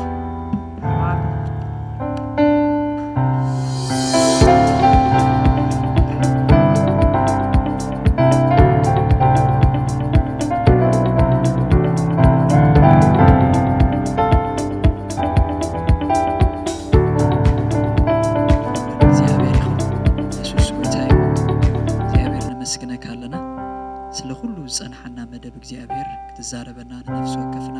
ክትበጽሐና ክትፈትሐና ስለዝፈትሐ ንመስክነካ ኣለና አቦ ነቲ ዝተዋሃበና ህያባት ክንጥቀመሉ እግዚአብሔር ናበኻ መመልስና ክንቀርብ ነቲ ማዕሙቕ አምላኽ ዝምርምር ዝበጽሕ መንፈስካ ድማ ከነስተውዕሎ ክንርድኦ ነቲ ዝሃብካና ልሳናት ድማ ኸኣ ከነለማመዶ ከነዕብዮ ክውስኽ ኣብ ውሽጥና ብኢየሱስ ስም ንጸልይ ኣለና እግዚአብሔር እዚ በረኸት እዚ ኣይሕለፈና ንነፍስ ወከፍና ኣይሕለፈና ጎይታ ተማቐልቲ ኮይና ኣማቐልቲ ኮይና ክንሓልፍ ክትረድኣና ንጸልይ ኣለና ስለኩሉ ክብር ንስምካ ይኹን ጎይታ ብኢየሱስ ስም አሜን ሰላም